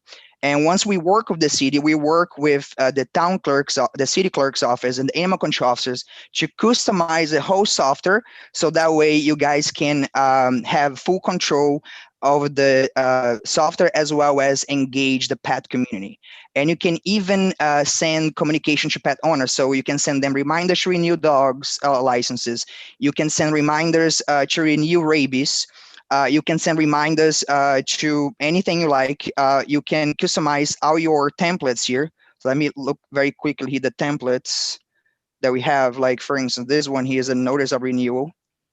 You can just click here, edit, and you can customize your templates. You can bring pictures, and you can do that on your own. So basically, today we compare all the softwares out there, and I'm 100% confident that we have the most modern and software available in the market, because we know that we are the only ones focusing on pet license, pet community. What the BAS offers is a module which provides some basic functionalities, but we go above and beyond, just because that's what society is demanding right now. Pet ownership is increasing, so the software empowers the city to help take control of the pet population. Everything can be done online as well, the transactions. So that is a flow to be followed. The city can start application internally, at the same time can stop. All the applications online, they're going to come as a pending. So a pet owner submit the application online, upload the rabies, pay the fee online. The person who is responsible to approve the licenses, they will be receiving here. And from here, they can return the license back, or they can approve the license and the pet owner can see online. I also going to show you here very quickly a portal that pet owner will be accessing, which is a resident. So this is a resident access, a quick menu as well. You go to my profile, you have some information about yourself as a pet owner, and then you have your pets. I created here 2 pets, Charlie and who else? Bella. And from here, you can license your dog. So you go on the portal, you select, you can give discounts to pet owners. Some cities give discount if the pet is trained. We also work with some cities in Canada and Iceland. And all these countries, they give discounts for people who take their pets to training, for people who collaborate picking it up after the pet. So you can come up with many ways to incentivize pet owners to license their dogs. They're gonna upload the rabies here. You can do also tag replacements, renewals, and new licenses. The pet owner will choose the pet, enter the license, and then they will enter the credit card and the payments process, and the city receives on their end. And then follows out the flow chart that I just demonstrated here.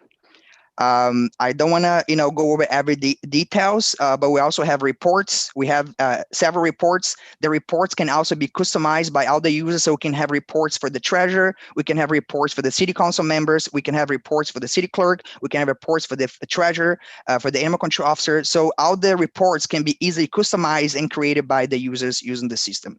So the key point is the software is fully customizable based on each community needs. And I'll let you guys, throw questions if you have any. Okay, so thank you, Diego. And yeah, so I mean, obviously, Mara and Julia and myself have already seen, your demo, and we saw the demo of the BAS software. And just for everyone else's edification, BAS is the software that the city clerk's office uses to track licenses. And it is it's a piece of software that runs locally and on. Hello guys, I think now I finally figured out to turn my camera on. So can you guys see me? No, we still see your screen, Diego. Oh, okay, sorry. So, You're on you the know, sidebar, but your screen is visible. Good. so I guess we can, you know, we can talk offline about you know, comparing the two different pieces. We've only seen two so far. Most of the council has only seen this so far, and this is a super fast run through of a very full featured system. I can tell you, like, from an interface perspective, hands down, this is far better than the BAS system. However, BAS, you know, that particular portal is integrated with BAS directly. So I guess my question to you, Diego, is like, how you're familiar with BAS, because that's what the city clerk's office is running on. And you know that BAS's own licensing portal integrates with the localized software. So how does NextPet completely replace BAS entirely? And if so, like, how does an organization go through that migration? Or is this just a portal into the local BAS system? Sure. So we replace BAS for the dog license or pet license and animal control service entirely. We do not provide any integration with BAS. So BAS is this big piece of Access database. If anybody understands software, Access database is a Microsoft program, and they have several modules on this platform, on this like Access database. One of the modules is dog licensing. They have very little, I would say, features for dog license because they do a little bit of everything. They do not everything, because I'm sure Mara also use many other software in addition to BAS. BAS only has 4 or 5 modules. One of them is pet licensing. So we will be replacing the whole pet licensing module. We get the files from BAS. We don't need BAS to do the migration. We already work with some cities in New York. We get the files in CSV or Excel files. We format the files in a way that our system understands. We upload the system in 48 to 72 hours. You're up and running on the system. Okay. Okay. Mara and Julia, I know you had follow-on questions from the original demo and Not on the after seeing committee. Baz demo. Sure. Chair, Yes, so I can't see who's calling anymore. Councilwoman Ash McPherson, Yes, go ahead. no disrespect, but what does this have to do with the budget right now? Well, I'm using the technology committee meeting to show the council, and I talked to the council president about this as well. So I'm just using a short period of time to show people this is actually very applicable to the budget, to be clear on this, because we're talking about trying to increase revenues for the city clerk's office. But So it's not in our budget right now, so these committee meetings are based on our budget. This is not in our budget. This is not part of the budget, no disrespect. I don't think if you're putting this out there, there should be an RFP out for this. And I don't think we should have one person sitting here giving their presentation. Okay, first of all, it is definitely part of the budget process because the budget is now handed off to us and we're going to be making changes to the budget. So we should decide, and this is part of a decision-making process. You're going to look at some software and say, does this make sense to try and bring some more money into the city? How much does it cost? What do we get back? What are the guarantees? Like, these are all things that we should be talking about. In terms of one vendor versus another, absolutely, we should look at multiple vendors. This happens to be a piece of software that I was familiar with. So where's the other vendors? Baz is the other vendor, and we'll schedule a demo for them as well, of course. RFP takes 30 days to pass the budget, doesn't it? I think You're asking me how long it takes to pass the budget? I'm just saying the RFP takes 30 days, doesn't it? Yeah. the discussion Chair. is Council Chair. Yes, go ahead, Councilperson Cummings. I think the discussion here, if anything, is just about whether or not we want to include anything in the technology committee budget for this category of software. The purchasing process would be separate. For me, the value of this demo now is to see sort of what the potential is. Certainly won't be making any purchasing decisions on this at this meeting or any future meeting directly, except through a purchasing process. That being said, I do have some follow-up questions about the demo itself, hopefully relatively quickly, unless anyone else had something else first. No, you have the floor. Go ahead. Okay. So the first question I just had is sort of why is it still a law that municipalities all have to run dog licensing systems? And in your experience with other municipalities, are there benefits that municipalities get from having their dogs licensed at a higher rate beyond the revenue itself? Are you asking to me? Yeah. Yeah, sure. If anyone So, else, yeah. yeah, in addition to the, Experience in this category, what are the benefits to us besides potentially increased revenue to having a higher rate of our dogs licensed? well, there are many benefits. So first of all, I don't know if you know why pet license was created. It was created because of the rabies, to make sure that every pet has a rabies. So there is a social issue, a health issue involved. Second of all, is already proven that pets can transmit COVID. So people now worry about the government having to vaccinate pets very, very soon. And if you guys don't know about, many cities are also licensing cats, so as well, which could be another revenue source to the city. So and also better engagement with the pet owners, because pet owners are voters. They are electing you guys, are talking to you. And the system you have right now, they have to do everything by paper. It's a really bad system, and we modernize that so you have a better engagement between the city and city hall and town halls and pet owners as well. And the animal control officers, they also spend less money, and the town clerks as well, we spend less time doing pet license, because pet license is supposed to be simple, but there's a lot of paperwork involved. So in addition to the money that we bring to the table, we also save time and improve the community as a whole. Okay, so primarily, so in terms of public health, it's about rabies and potentially a future COVID vaccine. Not only that, but also, like, for instance, some cities do citations, to many, many reasons. So citations are given for many reasons. So they also have a better control what's going on with the pets. So some pets are taken away, some pets are just left on the streets. So with the system, they can keep track of what's going on with their pets and where they are going, where they're coming from. So better data as well, use of the data. So you know where pet owners are. If you need to build a new dog park, oh, let me see where most dog owners are located. Things like that. Sure. It seems like in terms of tracking pets and in terms of when pets get out and get lost, we've sort of largely replaced this with a private system of people get their animals chipped. I don't know what percentage of animals are chipped. You may know that. But is there any integration with the chip systems or any discussion of that? Yeah, so the microchips are entered when the pet is being licensed. So a lot of cities actually in Massachusetts. I'm in Massachusetts, by the way, guys. We are based in Cambridge, Boston area. Most of our customers are in Massachusetts, and when you expand to New York, here in Massachusetts, a lot of towns require you to enter the microchip if you have one.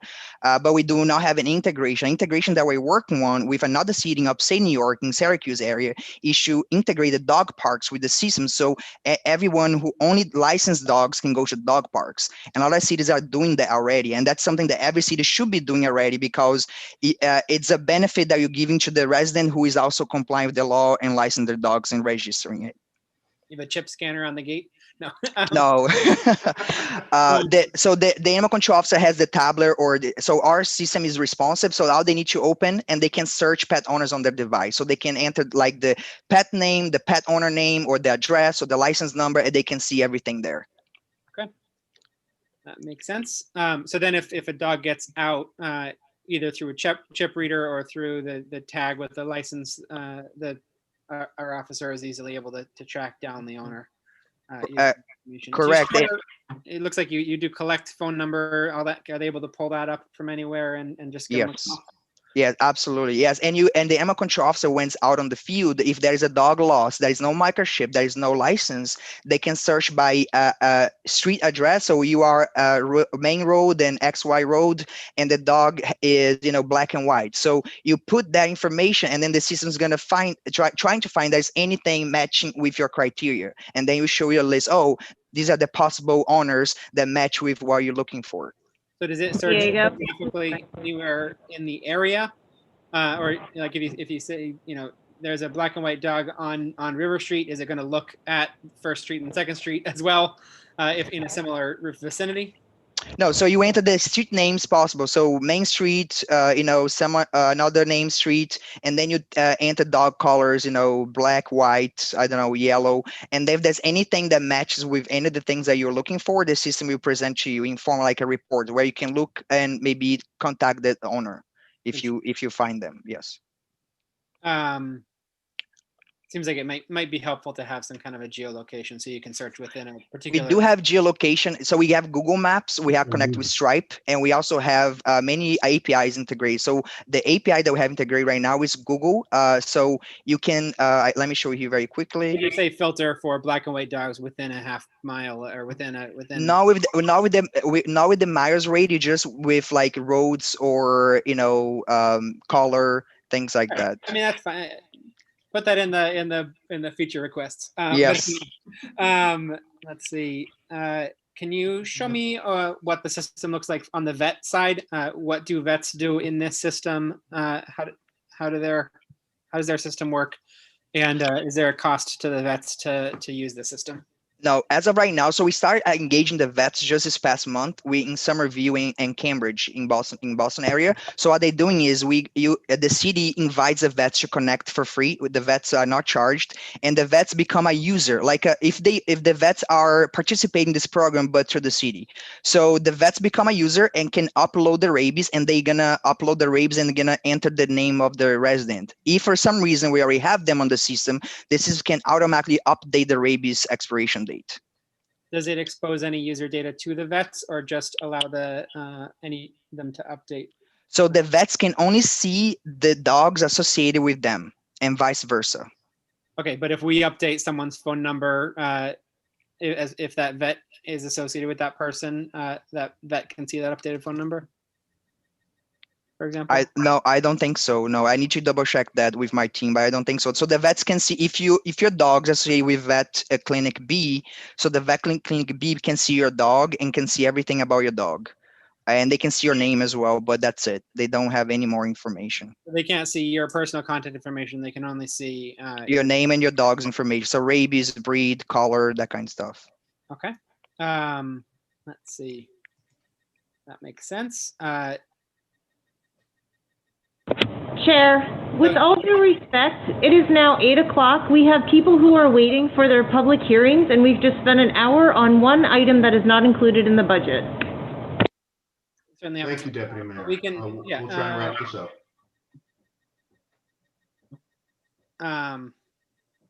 Yeah, most of that time was on public utilities, obviously, but certainly that's the most of my questions. Can we follow up with further questions in the future, Diego?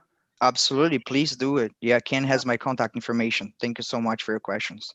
The final question before we move on that is just how can people interact with it without creating an account? Can people register online? No. Okay. They have to register, and yes. Okay. We'll talk more in the future. Thank you. Absolutely. Thank you. I just have one quick one since Rick is also on regarding legality. So this system allows you to license 2 dogs. City code allows people to have 3. You can license, as I said, it's customized by you. Some cities allow up to 5 dogs per address. Some cities we think that 5 dogs or more will be a kennel license, so you can do anything. We customize for you however you need. Okay, sorry, that was based on your website. The other question is just regarding, let me find, just while we have the people who would be relevant on here, it requires that you post a photo of yourself and your dog. Is there any protection in place for victims of domestic violence or people who would otherwise not want to put that information up to be accessible by anybody else who's a registered member? They do not have to upload pictures. We see a lot of people uploading pictures, and then helps the city to identify dogs when they are missing, but it's not mandatory. The city could make mandatory if they want to, but as of right now, no city requires to upload a photo. But a lot of pet owners do it just because it's cute and they like it. Okay, so those were just maybe things that you would want to update on your website because it does say that they're mandatory. I don't want to take any other time. I think it would be better to follow up during business hours with Quinn and Mara, but thank you. You're welcome. Thank you, Julia. I just Councilperson Gully, since you're also on the committee, I just wanted to give you the opportunity to ask any questions you might have. Ken, I would like to ask if we can get back to the budget, and I would gladly carry on a conversation with Diego at a future point. Okay, so we will plan then, if people, I wanted the council, I wanted all of the council to be able to see this, to understand, what the possibilities are for dog licensing and for increasing revenues. And if everyone thinks it's worthwhile to pursue, then we'll continue down this road, and we'll do it in a separate meeting. Diego, thank you for your time. Thank you so much, guys. Have a great rest of your night. Thanks so much for your time. Okay, appreciate it. Mara, okay, there we go. Okay, I am actually going to convene the technology committee meeting now. I'm going to go right in like I did with public utilities, especially since we've been botching the Pledge of Allegiance so regularly. Roll call. Councilperson Gully. Still here. Councilperson Cummings. Present. And Chairman Zaluski, I am here. And I will just note quickly that we have every other council member still here. Plus, we have Rick Morrissey, we have the deputy mayor, we have our comptroller, we have our mayor, our council president. Planning is on. Carolyn, thank you for your patience. And of course, we have our network manager, Quinn Mahoney. So without further ado, if we can get started, we will go to page 70. Page 70. This is Information Systems A 1680. Could have gone home. I'll vote at that. Chair, Yes. I would just like to start out by saying this is Quinn's first budget. He started with us in February, about a month before COVID struck. So he has literally come in feet on fire. He's done a tremendous job, and he's actually been incredible to work with as far as finding new items for us to be able to remotely work if needed, planning for the future, and then also what's indicative in this budget that you'll hear. There's not many changes in the 101s or the 102 lines, but there's definitely some additions into some of the repair lines and then office supplies that he'll go into greater detail, and it's about setting us towards the future of the city, of which we all know that is sorely in need of upgrading. There is a typo on this budget proposal. It's not a major one, just so the council is aware. On page 71, temporary salaries, current encumbrances first 6 months. It's not 245.54. It should be 0, and I apologize for that.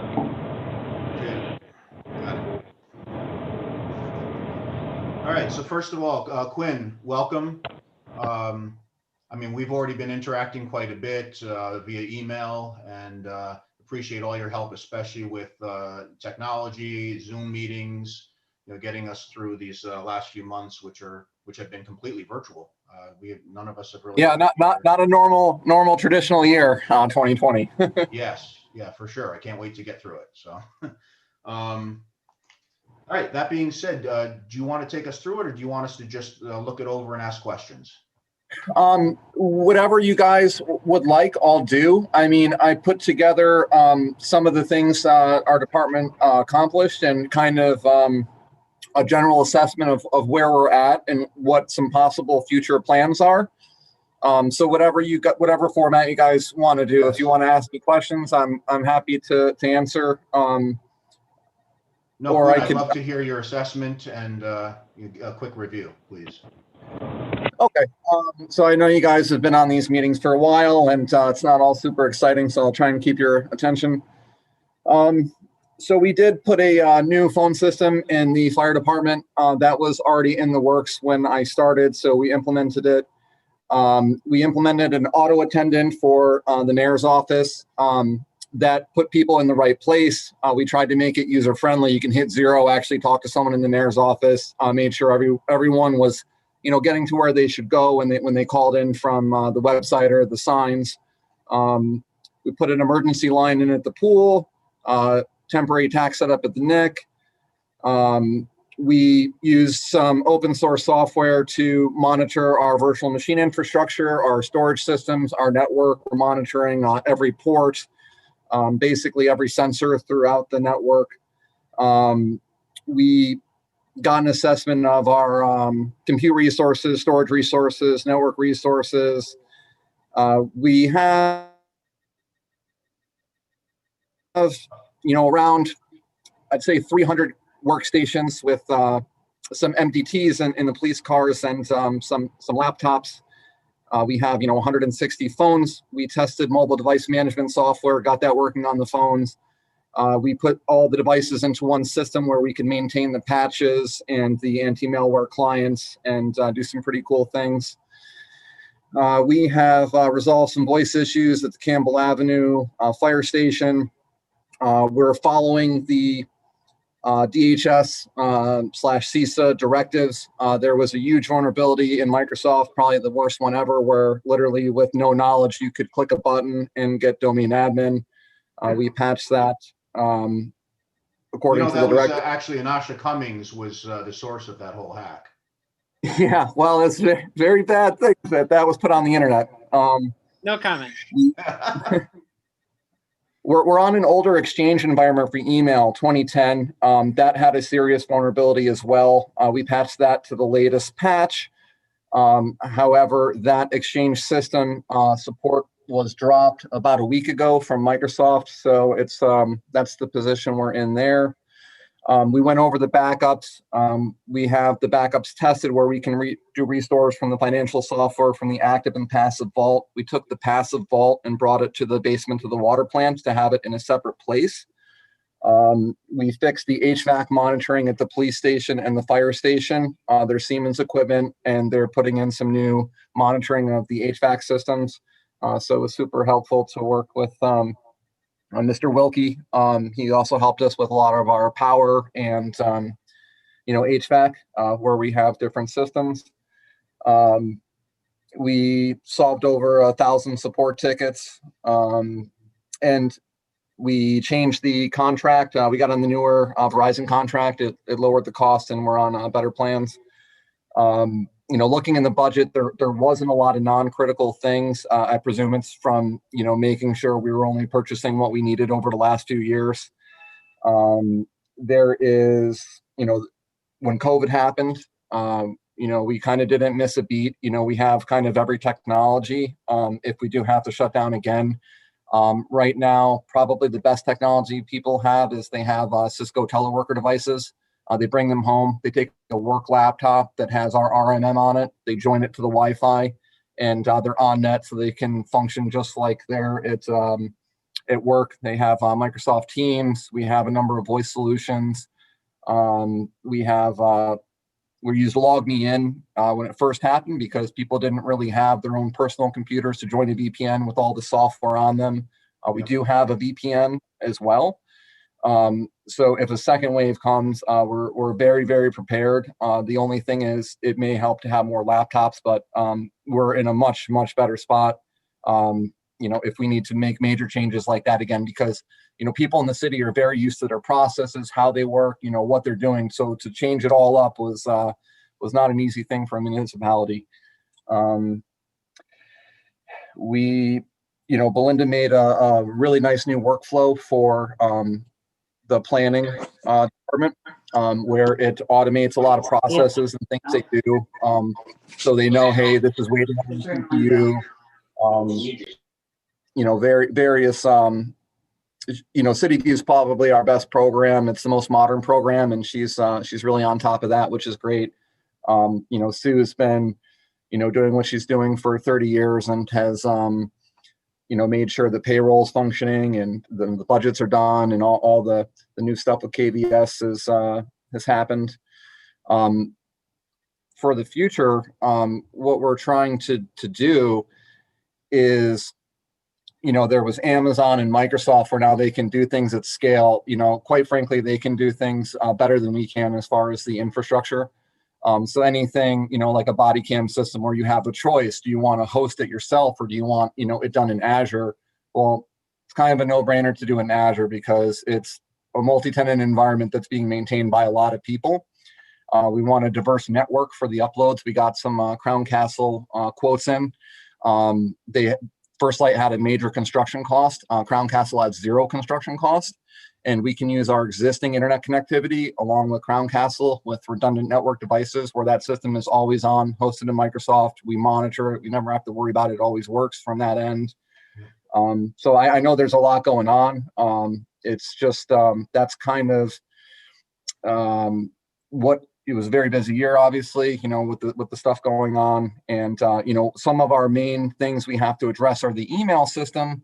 If there's another serious problem in it and Microsoft isn't going to patch it, that's probably not the best spot to be in.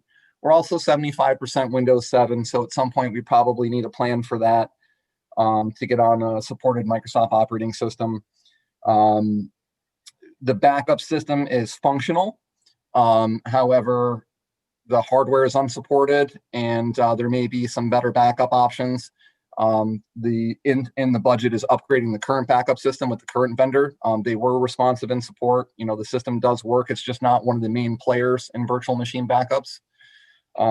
So I know I said a lot really quickly, but that's a summary of what was going on. Quinn, thank you. First of all, that's an unbelievable amount of work that's been accomplished in a short period of time. So kudos to you and your team. That's really incredible. Thank you. You mentioned emergency line at the South Troy pool, and then you said a temporary something was installed at the Nick. What was that? Yeah, so we had, a lot of people in the city are set in their ways. Sure, a lot of them love, that now there's a website and they can pay things there, but they would come with the check, and it's at the time City Hall was closed, so we set certain dates where they could go to the ice rink and pay taxes. So we built a little makeshift tax payment setup. Got it. What vendor are we using for VPN access? Cisco. We're using the Cisco Meraki firewall. Okay. What system are we using for? You said you handled about 1,000 support tickets. What ticketing system were we using? That's a good question. We actually don't even have a ticketing system, and we should implement that. I have it on a project board where we're assigning things, A, B, and C. That's definitely something I think we need. There was one, there isn't one now. I was looking at some open source ones. What struck me there was, okay, we put this ticketing system in there and it has a lot of sensitive data. So I didn't want to do it willy-nilly because I want to make sure that's a secure system. So I was thinking about, okay, seeing which one has the best, track record, maybe locking it down to IPs of the technicians. So yeah, so we don't pay money for something we don't need, but we have a functional product, but it's also secure. So that's definitely on the roadmap to do soon.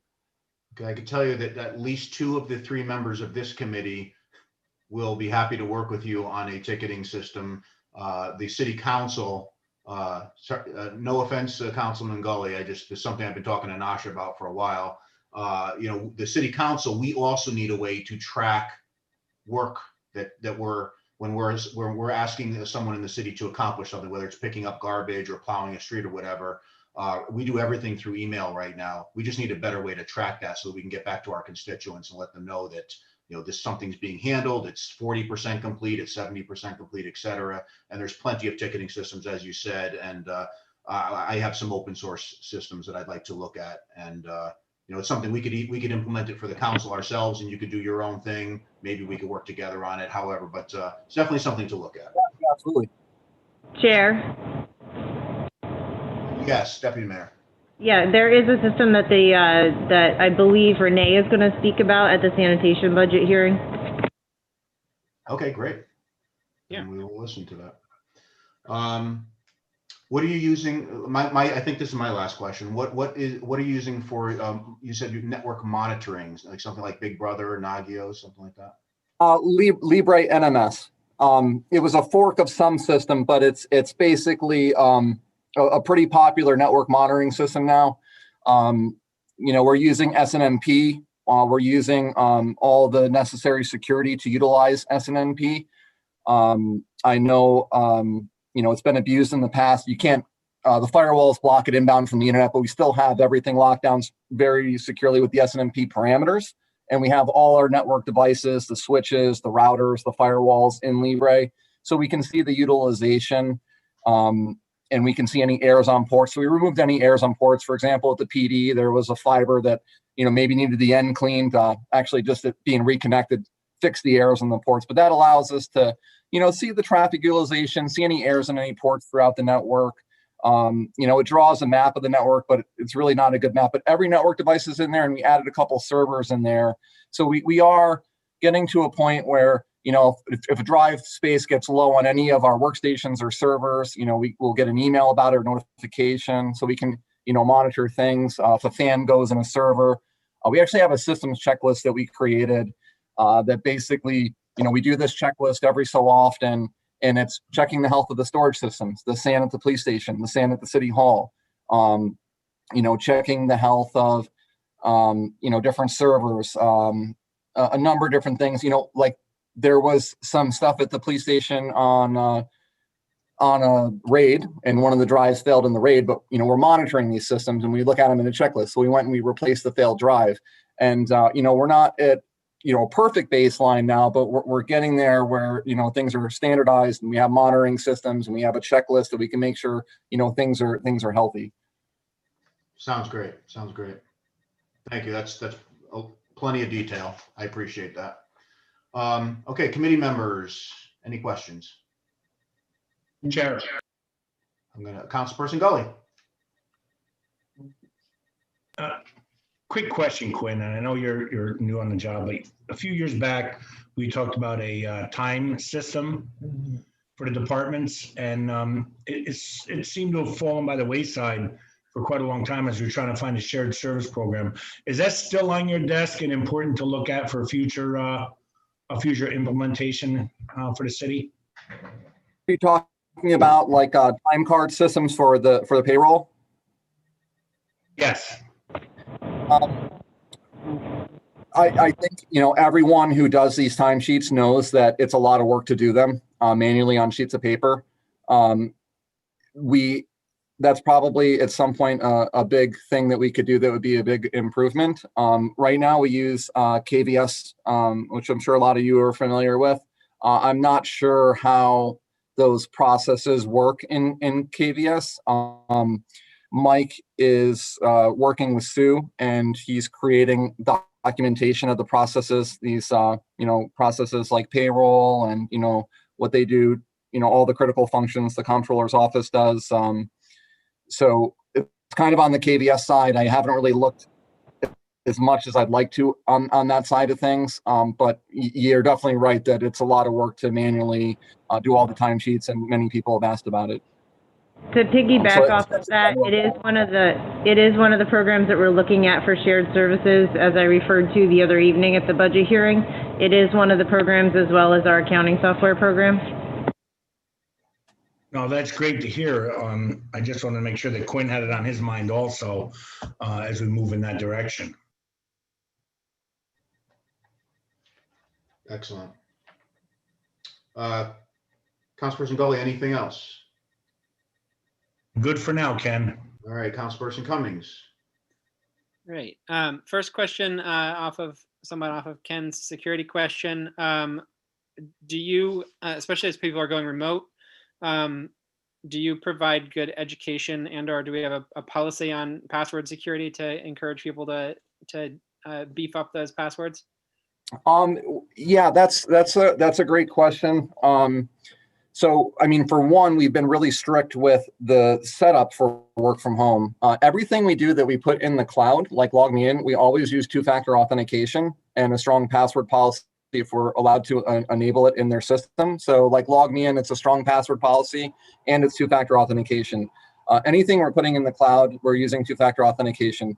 That said, passwords are very complex even for information technology people. So we've been trying to, hey, have you looked at LastPass? Maybe LastPass will help you use different passwords for different online services. So as we talk to users, we try and get them to maybe use a password management system like LastPass. Additionally, anything online, like I mentioned, we're using two-factor authentication, and the work from home stuff, we're making sure only work laptops are connecting to the teleworker devices, and we're monitoring those work laptops that they have, patches and an anti-malware client. We also went through phishing training with the users. We signed up with some free phishing training from, I think it was ESET. Some people did the training, and it went over, phishing, you drop a USB stick. We also are distributing, only secure USB sticks when COVID started, and how to use a secure USB stick. Now we don't really have a need for them since we have so many ways to transfer files. So yeah, that's a super big challenge. Passwords, maybe they'll be gone in a couple decades, but we got to deal with them now. And yeah, we're trying to do our best to make sure the password policies are strong. On the domain, we do need to implement a stronger password policy. A lot of people throughout the years put weak passwords, and it was allowed through the password policy on the domain. I won't reveal too much about that, but we do need to audit the passwords on the domain. So we can't have a weak password that even though the Microsoft domain levels has a password complexity policy enabled for everyone on the domain, it's still allowing such a weak password that it could be brute forced and bypass the account lockout. Luckily, there's not much of a vector from the internet in, because we've vulnerability scanned all the public IPs, and there's only 2 services connected from the internet to the city, which is email and CityView Mobile, and we're making sure to keep those where they should be. But the email system is out of support from Microsoft as of last week. And it had a major problem in 2020. So if a problem like that happens again, we can't get that patch from Microsoft. That said, there are some mitigating factors in that our system is only connected to Barracuda, but it's not where we want to be, where we have this very complex mail software that can't be patched. That's a perfect transition to my second question, which is, are we looking at going to a cloud solution for mail? I've certainly been advocating that for a while. It seems like both 365 and G Suite offer pretty robust services for municipalities that would take a lot of work off of your staff, I think, on the infrastructure management side. Are there reasons we haven't done that yet? Are there costs that we should be looking at budgeting in the future for that?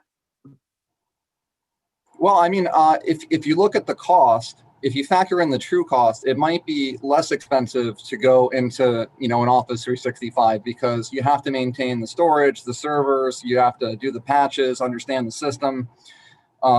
We are looking at a partner that may be able to help us with being in something like an Office 365 for email. And even if you look at Barracuda, our email filtering, the new development, they're only putting into Office 365, like the AI for phishing, it's only going into Office 365. So it looks like there's more development going into the Microsoft hosted exchange. We also could look at, third-party archivers in there. So if someone needs a specific, record, it's easy for, maybe Corporation Counsel to pull that instead of it being a big challenge. So yeah, I mean, I think that's something that we need to, put on the roadmap. It's actually in this budget to get it's. We're still looking at partners, but it's in the budget to put the email in the cloud. But that cost in this budget is not 100% complete migration of the email to Microsoft. It's more like a 80% migration to it, where it's a hybrid with on-prem and in the cloud. Okay. So nothing we need to change on that front to let you get on your way on that. You've considered it. Good, thank you. Let's see. Just back to the password security for a second. Have you looked at, does LastPass offer an enterprise solution? I know 1Password has a company-wide system that allows you to just provide an account to all of your employees to automatically have a 1Password account. Does LastPass have a similar thing? And then it allows some sharing of passwords and such, at least on the 1Password side. So wondering if you've looked into that, or if there'd be pros and cons to some kind of enterprise. They do, but I haven't really thought of it. That's a great point, and I should probably bring that make that a higher priority, because one of the things is we reset a password. We'll reset the same password again in 3 weeks. I mean, people just don't remember their passwords. A lot of people don't even write them down. It's just the nature of passwords. And LastPass makes it easier for people, and it makes it more secure for people. And there's, I would say almost no downside to it. The problems that they've had were very trivial problems. They weren't, any compromise of the password database. So I think that's something we should look at heavily. Great. Take a look at that before the budget process ends, just in case there's any needed appropriations for that. I think it would be a big benefit to our security as a city. Let's see. Have you done an audit of landline versus cell phone line? How many folks have both? Are there needs still to have both for everybody that has both? I know there was some, when I first came in, there was an initial audit of, we were paying for a lot of landlines we didn't need anymore. I think we've culled that down. I think there's a better process to manage that, but just wondering if you have a handle on that. Yeah. We need to put some work into that. One thing is Verizon, their long-term plan is to deprecate the copper infrastructure. For example, at Campbell Avenue, the POTS lines were just so unreliable, we switched it to a hosted solution. Also, there's we got rid of some DSL at some of the remote fire stations. DPW in one of the buildings has isolated DSL. These technologies are not very helpful to the people using them. DSL is super slow. The copper is unreliable. POTS is going to go away for sure eventually. So yeah, we need a plan to get off the copper.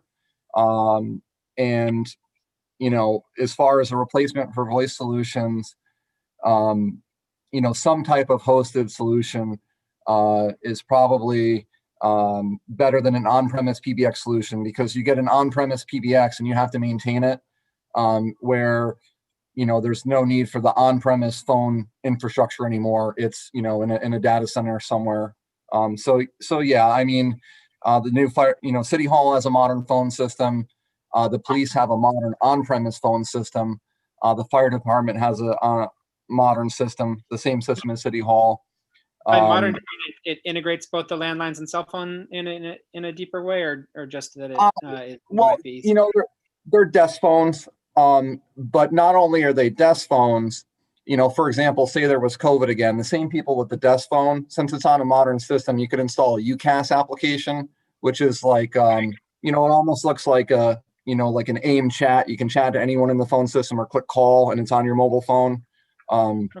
So they're on modern systems that have some more features than just a traditional cell phone. Gotcha. But there is, like, you know, DPUs on an older phone system, you know, at some point in the coming years, you know, it's like a 10-year plan from Verizon. It's not like they're going to cut off copper right now, but any copper POTS lines probably should be considered a legacy technology. Okay. I know also on the agenda for tonight, to some degree, is discussion of the negotiation with Time Warner, whatever they're called now, Spectrum Charter. Yeah, Councilperson Cummings, I'm going to get to that. I know we're going to get to that later, but just on this front, I was wondering, I think one of the things that had been discussed around that was, or that some municipalities get in their contract negotiations with Spectrum, is high-speed lines laying in certain locations. You were talking about copper deprecating. Is that something that Verizon is replacing on their own with higher speed systems, or should we be looking at Spectrum to do some of that, making sure we have stable communication to our firehouses and such? Well, we've in the remote fire stations, we've replaced the DSL with cable. We do have to revisit that. We did kind of put it on the back burner, but we want to make sure that anywhere there's DSL, we have some kind of high-speed internet connection, like a Spectrum cable. The Verizon, their long-term plan to remove the copper, they're regulated by the FCC, as I'm sure you know, so they have to be able to provide an alternative solution. And I don't know their workings, but I believe when they have fiber, that's when they do their alternative solutions, where maybe it's fiber to some location and then they have some kind of conversion. Okay, 5G doesn't count. Anyway, good. Let's see. You talked about the planning permit workflow automation that was done. That sounded really good. Are there plans to automate other workflows, maybe code citations, that sort of thing, to automatically send out letters? To what degree is that software able to auto-generate and mail materials as needed? Well, I mean, CityView is probably the nicest software we have here. It's very customizable. Belinda knows it very thoroughly. So, you know, if you can maybe send me a question in email about what maybe just some things off the top of your head, just brainstorming that you might think are beneficial. I can talk it over with Belinda to think, maybe what areas could we do some cool automation with the software. I know that the stuff she did with Aaron from engineering and planning was really helpful to a bunch of different groups, and it really helped their processes. She understands that part much better than I do. But that comes from the users more than a systematic analysis of possible workflows. There's requests from users rather than a systematic analysis of workflows. Is that the case right now anyway? I'm not sure. There's some out of the box workflows with CityView that are like cookie cutter workflows. This one was customized for the city of Troy, and it was because of some challenges the engineering department had. I guess at some points in these processes, there's a lot of different departments involved. Did TPU, check off, everything is okay with the water pipes, and who's waiting on who, and this automates a lot of the printing of where they're at and letters to be mailed out and people knowing where situations are at. I know she built this workflow from scratch herself. I know it wasn't a cookie cutter one. I don't know if there's other, areas of the city that could benefit from new city view workflows. I just don't know. Low hanging fruit I see is code officers out in the field, automating a lot of the stuff they then have to do when they come back, generating those reports. But I'm sure there's stuff all through City Hall. So certainly, good to hear you're developing that capability in-house, and look forward to working with you on implementing it in various departments. I think this is my last question. You were talking about Windows 7. Are there particular software, I think, is it KVS that requires Windows 7 still? Are there other software that requires us to stay on Windows 7, or is it just the process of upgrading? Well, it's mostly just the workstations, just that they happen to be running Windows 7. About 25% of the workstations are on Windows 10. And, there was a time when you could upgrade for free. Now it's a cost for the license. If the license was free, we'd have it on all the computers right now. It's There's not difficult. Technological hurdles. It's just manpower and license fee. Right. And we need to, we put some other things in front, just because Windows 7's been working, but we really, and it's such an expensive cost to get everything on Windows 10, but it is an operating system that is end of life, and we probably should have some kind of long-term plan to get off Windows 7. I did get the quotes from Dell for, the amount of Windows 10 licenses we would need to make the upgrades to Windows 10, but the situation is critical with COVID, I'm sure, and they are behind a firewall, so it's like, yeah, we do want to run this stuff as good as possible, but it is a large cost if we were to change Windows 7 right now to Windows 10. Sure. Okay, thank you. Thank you, Councilman Cummings. Thank you, Quinn. I guess my only other question is with regard to staffing. So did we hire that position that was, I think we were trying to hire a data program analyst or something? Yes. So Mike is working with Sue. He has been training with Sue heavily, learning the software, learning the processes. We're making sure that he's creating documentation. So, we have something tangible. Okay, this is how we do the payroll every year. This is how we, do these relevies. This is, how we do these processes in RPS. But it's not something you learn overnight. Sue did it for so long. So it's a long process, but we're making the documentation. He functioned as an IT analyst in the Army for 10 years. So he's familiar with, a lot of processes, working with different people in these, types of, applications. It's a challenge, but, thankfully, Sue is helping. I mean, Sue was absolutely critical to be able, if someone just sat there without Sue's help, it'd be a much different situation. Yep. Yeah, institutional knowledge is, I guess in any job, when someone that's been around for a long time leaves, it's tough. In technology, I just think it hits harder, and to have someone willing to, stay behind and guide a new person is very valuable. So glad to see Sue is doing that. Quinn, thank you for everything. It seems like you're very much on top of what's going on. Chair? with technology. Yes, Council President Mantello. Hi there, Chair. Yes, yes. Okay, sorry. Being on the phone on Zoom is not good. Quinn, how are you? Good, how are you? Good. Welcome aboard. And as mentioned, we've had a good working relationship so far. So I appreciate all your assistance with some of the requests. My only question, Quinn, would be surveillance cams. Are you involved in any of the implementation with the vendor for the surveillance cams? And what's your involvement with body cams, the technology end of it? So I'll start with the body cams.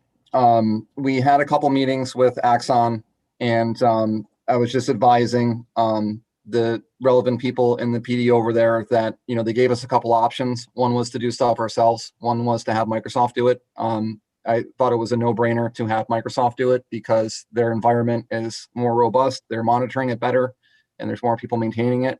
I don't want that to fall through the cracks. So them hosting that is optimal. We have to have a way. Well, we also did the calculations for how much data would be transferred from these videos, and it's 50 megabits per second. The current production network could do it, but it's not something we probably want to do, not in the nicest way. So the current production network could handle this, but what I want to do is put in another internet connection just for the uploads. And we found the Crown Castle Fiber is no construction costs. They're a great company. I've worked with them before. They have a really nice network. And we would utilize the Crown Castle connection and the current internet connection and 2 routers. So it would be totally redundant. It basically the same thing, you know, the LAPD or the NYPD use that same system in Microsoft, and a very nice network to get the videos there. So the body camera system, you know, as far as the network and that setup, you know, I think there's an excellent plan for that. You know, it's 45 days if the fiber is ordered from Crown Castle, and it can go on the production network, but there's only 100 megabit connection. So putting a constant 50 megabit upload on a 100 megabit connection, while doable, is not advisable. So from a network engineering perspective, to make this something you all can understand, you know, some of you work more with information technology than others. You know, think of it, you have a water pipe. You know, general rule of thumb in the network world is when you have a utilization of 50%, you know, maybe it's time to upgrade. You should get little spikes. Things will perform a little better without those little spikes.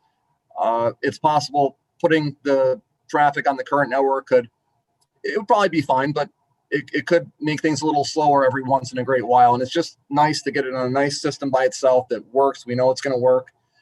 As far as the surveillance cameras, no, that was done by Intervid. They maintain the whole thing. I know Warren did some integration with them on the police network, but it was basically just maintained by the vendor Intervid. I never seen them or knew how it was connected or anything. Warren did a little connection with them on the network, but it was just management access or something like that. Thank you, Quinn. Thank you. Okay. Thank you, Council President Mantello. Any questions, committee or non-committee members for Quinn? President, All right. Oh, sorry, Chair. Yes, Councilperson Cummings. Let's see. Is there still one vacant position? Is that correct? No, I don't think so. Yes, there is still one vacant position. Which position is that? The datacom analyst. Is that correct? That's correct. The datacom analyst, that's the one where we transferred some of the funding this year to fund Sue's part-time position. It's also one that, since we were vacant with the network manager while we were doing the SWOT analysis with Troy Webb Consulting, we wanted to maintain the vacancy until Quinn was able to get his feet underneath him and to be able to do an analysis of what the department actually needed. It might be the datacom analysis analyst. It might be something different. We're not sure, but we wanted to make sure we established the position and had it funded so that he had the availability to add the additional body to the team.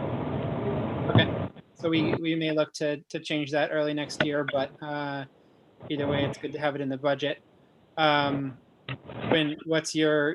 Where are you at with that analysis on your end in terms of what the timeframe might be that you might be looking to expand your team again? Well, I mean, Or get it back to full force? Yeah, I mean, Joe Winterowski has been under a lot of pressure, and I've tried to take some of that pressure off of him. He knows, every one of the city's programs in and out, whether it's, all the software that the police use or the fire department uses. And, it someday is going to retire, and it's a lot of knowledge in one person. And, while, I don't really have a full assessment yet as strong as I would like, but I think if we partner, with, putting the email in the cloud and maybe, a little less work on our end, maybe that'll provide a little clarity as to, okay, the future of the systems, maybe a lot of it's in the cloud and we have less worries and can work on more new initiatives. Maybe it's another person that's kind of learning what Joe knows about the different systems at the PD, there's a lot of systems that he helps a lot of people out with. And it's like, he has a folder that he's had for 14 years with every application that the city uses. And, there's a lot, there's, the Fuel Master program, there's booking programs, there's, anything under the sun. There's a lot of applications in use here. Okay.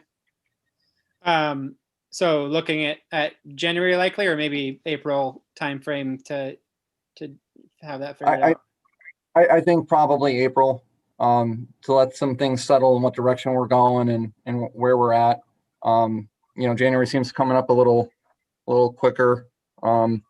It sounds like that plays into the budget somehow. I'm sorry, I don't know these things as well as I should, but yeah, theoretically, we can. Yeah, I was just going to say, for your notes, Ken, theoretically we could have some salary savings on that if we know it's not going to be April, but I don't. Either way, obviously, it could be that the salary ends up being different if it's a different position anyway. So it's there as a placeholder, I think, essentially. It is. One of the things that we talked about the other day was actually doing partnership with the BIS department as far as a shared service component. So really, we start meeting next week with this company. So really getting them in, or this organization actually, and actually getting them in the door to kind of just have a conversation with Quinn and see if it's high level, like CIO, like visionary capital plan experience and help that would help Quinn, or whether it's on the boots on the ground, help desk, everyday type of stuff, like the cloud maintenance kind of things, if that's a better fit for what Quinn needs for him to successfully run the department. So we start meeting next week, so we'll be able to develop that a little bit tighter over the next several months. Okay, so we should probably leave this as it is for now and sort of see it as a placeholder position. That's what I would recommend. Okay. Yeah, so I was confused. I thought that was I thought that was Mike, but that's a vacant position right now. Mike has Sue's position, the programmer analyst, and then the vacant position is the datacom. I got it. Should that programmer analyst position be a lower salary next year? Then I assume Sue was at several step increases, but maybe I don't know what the new one came in on. Mike started at step 0. Yeah, he's the 59, right? It'll be, again, going back to... it's the current salary versus budget. Sorry. Correct. Understood. Thank you. Any other questions for Quinn? No, I'm good. Thank you. Thank you, Quinn. Thank you for a very detailed outline and for all your work. Appreciate it. Thank you. All right, last issue for the technology committee is the franchise agreement for charter, and Rick is on the line, ready to capture any remarks that we have to make in terms of the negotiation for that agreement. I know Council President Mantello has, I think, 2 items to make sure that she gets into the record, and I believe Councilman Cummings will have an item or two as well. So I'll open the floor. Rick, are you able to capture anything that's stated, or do you want me to take notes? I'm going to take notes also. Okay, great. Sure. Okay, Councilman Cummings. So first, I just wanted to ask a structural question on this. With your understanding of the negotiations with Spectrum, so obviously there's the franchise fee itself, which is relatively set. They don't pay that. They don't, and maybe there's some back and forth on what they charge it on, but my sense is that that's relatively set. And then what we're negotiating beyond that is some sense of what the value of this contract is to them, and what sort of consideration they can include in the contract commensurate with that value. Of course, all governed by franchise law and all sorts of other things. So can they give just cash bonuses on top of the contract, or are they only able to give services or in-kind sort of things in these negotiations?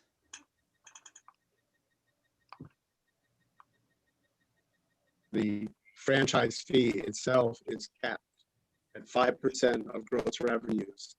Right. That is a federal law, as far as I'm concerned, as far as I know. Since the fee itself is capped, I mean, I haven't heard of any agreements yet whereby they'll shell out more money than they have to. So I think we pretty much have to focus on, what kind of services we want from them. More than so. I mean, more. Okay, we're having some technical difficulties with Rick's feed, I think. Yeah. Maybe. Could you hear me at all? Yeah, we could hear your voice. Your video is kind of stop and go. I think you're probably buffering a bit over there. If you can stop your video, we may be able to hear you better. Okay.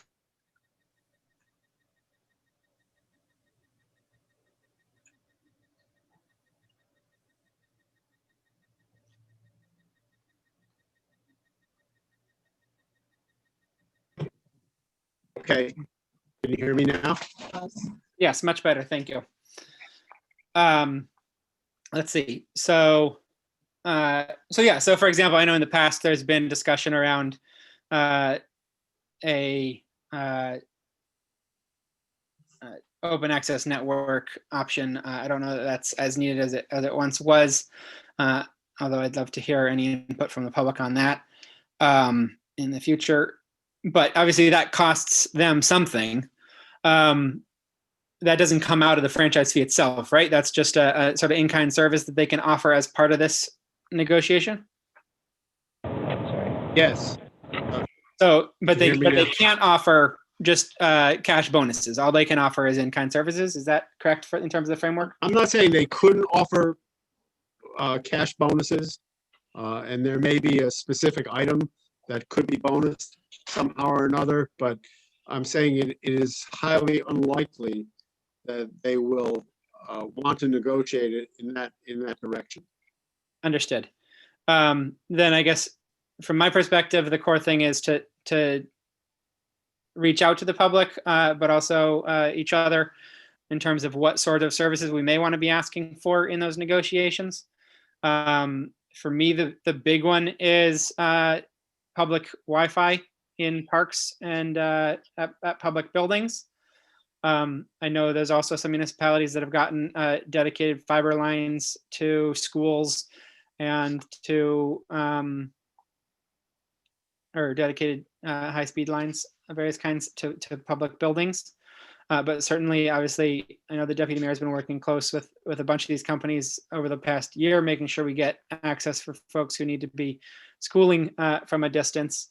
And I could definitely imagine a stronger partnership there as part of the franchise agreement itself, where they commit to maintaining some public access to internet in certain locations where that would be critical or helpful. I think those are good ideas, especially public Wi-Fi. Yeah, certainly in our parks, around our schools, maybe around a couple fire stations, things like that, places with parking lots, but especially in our parks.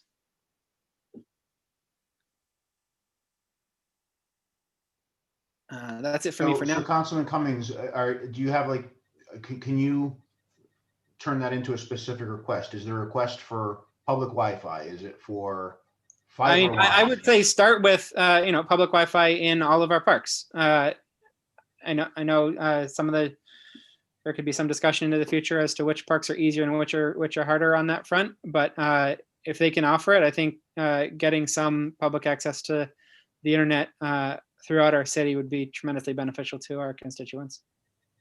Agreed.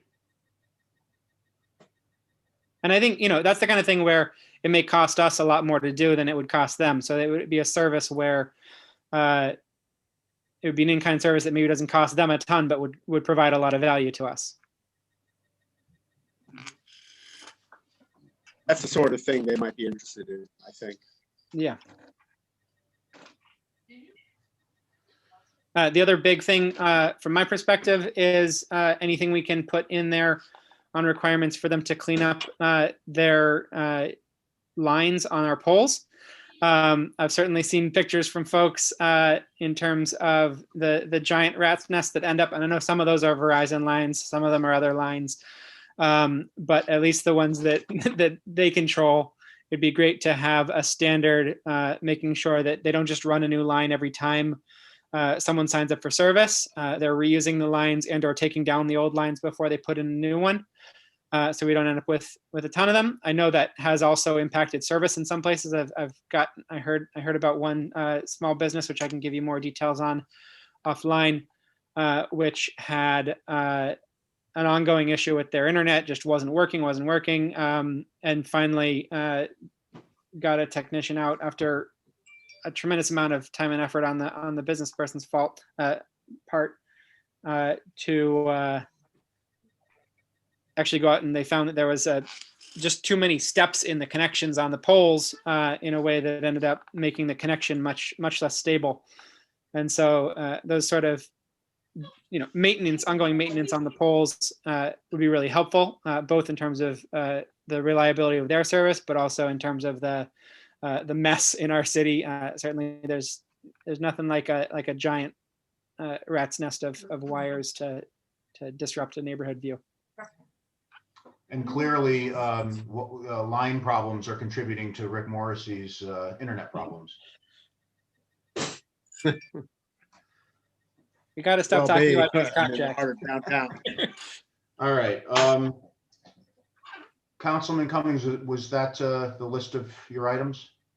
Yeah, those are my two priorities right now. I guess I would be interested as well in whether they have solutions for public access TV network that doesn't require all the cameras in the control room and everything like that.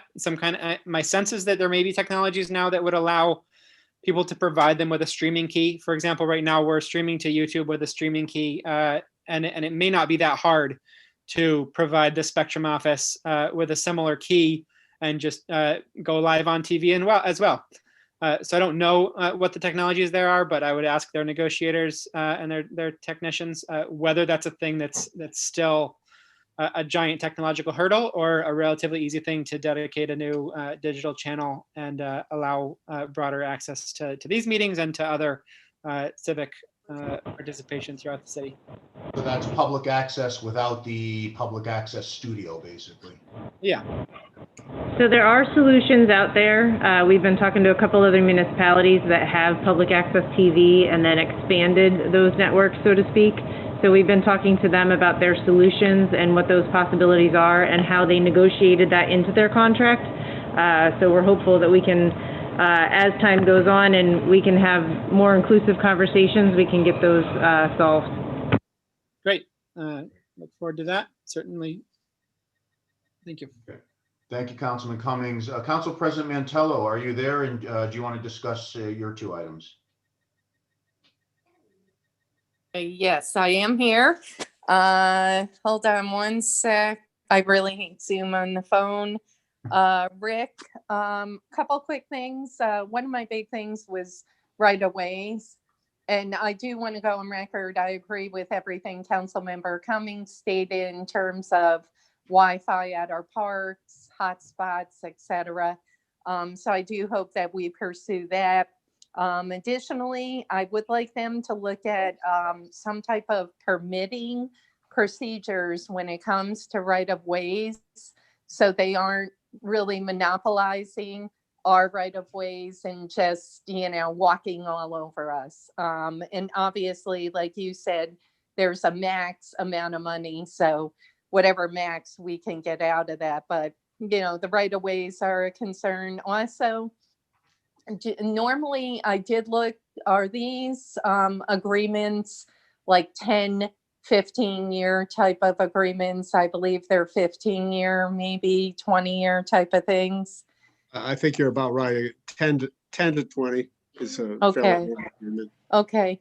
In that case, I would like some type of performance evaluations, like maybe every 5 years or every 4 years, something like that, Rick. If we could have the consultant look at that, only because, we obviously with the settlement, maybe if performance evaluations were done during a period of time, that might have helped. And then lastly, the Disabilities Act, to look at some type of hearing impaired, type of additional service with that. So something to help the hearing impaired have more access to their Exactly. services. Correct. I'm not quite sure if I understand your right of way concern. You could just explain it a little bit more to me. Yeah, just we had a real issue, and Monica, can recall too, with I believe the company's name was Mobility. And I do know that there's laws regarding right-of-ways, etc. I just want to make sure that we don't give carte blanche to Charter in terms of the right-of-ways, and that we at least have some type of permitting procedure where they're just not going to just carte blanche start just digging up, etc., and that there's maybe a separate permitting procedure for their usage of the right-of-ways. You want the city to maintain some sort of control over their usage of the right of way. Exactly. Because they gotta, put the underground pipes, the conduits, the cables, things to that nature. They do apply for a permit for that, and then we have the engineering and the code office, building department office actually reviews that. We are guided by the utility law. We have to respond in a certain amount of time. And going back to mobility, that was prior to the cellular companies having public utility status, and now they actually do. So they're also guided by that law as well. And it's a federal law, I believe. So they do come through to us. We do send them out for review. Any of the 5G, the small cells, the cabling, all of that stuff gets done. And honestly, we also ask to make sure that they have permission, especially Verizon and Time Warner or Charter, to make sure that they have permission for National Grid and have gone through National Grid's process of being a leaseholder on their facilities as well before we approve them. Yeah. Yep. I get it. It's just an additional, just oversight in terms of their, right-of-way usage. Yep. Thank you. Okay. So, Council President Mantello, Councilman Cummings, before you go, Monica, regarding the first ask, the Wi-Fi in public parks, having some type of Wi-Fi access, is that something that you've had any conversations with Charter? So we have Wi-Fi in public parks. We actually have it at Ingalls Avenue Boat Launch right now, and we also have it at Riverfront Park, and it's done through a third-party proposal. It is something that we have been talking about with the Smart Cities initiative through the change in the streetlight initiative through Siemens. There's all kinds of possibilities. I have not had any conversations with Charter, so I'm writing these things down as well. I'm not sure if Charter is actually able to give out free Wi-Fi as a public utility, but that's certainly something we can explore. Great, thank you. Thank you. Councilman Cummings. Let's see. So on the right-of-way thing, just wanted to close the loop on that. We currently have all of the control we need to make sure that they have to come to us before, say, putting in a new pole or digging a new trench. Or is there anything that we need to make sure is included in this contract? I think it's certainly something that we can make sure that the process is actually outlined in the contract. I just wanted to make sure that it sounded like there was no controls, and there are controls in place, especially since mobility, over that disaster. So I just wanted to make sure, and also because the public utility law has actually changed, and there's a shot clock on all of that stuff too, and a no response is actually an approval. So we cannot hold them back by law. So if they are a public utility and they have right-of-way access and ability, we cannot hold them back, but we can ask for modifications, we can ask for considerations, those kinds of things. And we can also ask for support, like with the small cell technology. I know that's a very big conversation, a topic of conversation in some people's world. So we even ask them for all of the protocols or all of the regulations that they're adhering to make sure that, the decibels and the noise controls and all those kinds of things, the boxes, everything is in compliance before we approve them. Does this contract, is Charter getting into any cellular service, or is that totally unrelated? Totally unrelated, just use it as a reference. Okay, because, there are utilities one of their salesperson people came to my door today, but I think they were selling Verizon service on top of their regular service.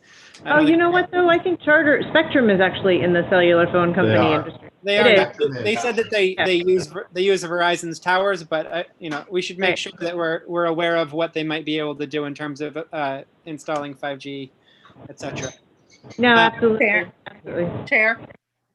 Great. Council President Mantello. Oh, Yep. I'm sorry. I'm sorry. Councilman Cummings, were you done? I'm not, but if there's a quick follow-up, that's fine. Okay. Council President Perfect. Mantello. Yeah, thank you so much. Thanks, Council Member. I did want to just say I did not ever say we didn't have any control, and I totally get their state, fed, regs, etc. But in my research, looking at other municipalities that have gone through this, one of their major concerns is they did not outline the procedure for the right-of-ways, and they're paying for it now. So it's just something, if we could somehow get some type of procedure just to CYA, I think it'd be helpful. Thank you. Great. Council President, what does CYA stand for?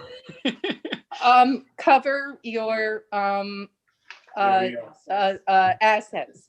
We'll move on. Councilman Cummings. Let's see. So my understanding is we don't have an official dig once policy in place, but we're sort of getting close in terms of we try to coordinate with folks and make sure they're coordinating with each other. Where are we at with that? I think the Deputy Mayor has sort of been coordinating that with National Grid at least. Is it worth looking at a more defined dig once policy to make sure that anytime that they're digging up our street, they're doing it, or anytime they might be wanting to dig up our street in the future, they're laying their conduit when National Grid's laying their lines or whatever else? So Aaron's in the process. We do have a street opening plan of restoration work, and Aaron is actually going through that. It's pretty old. We had CHA looking through it, and now Aaron is looking at it again.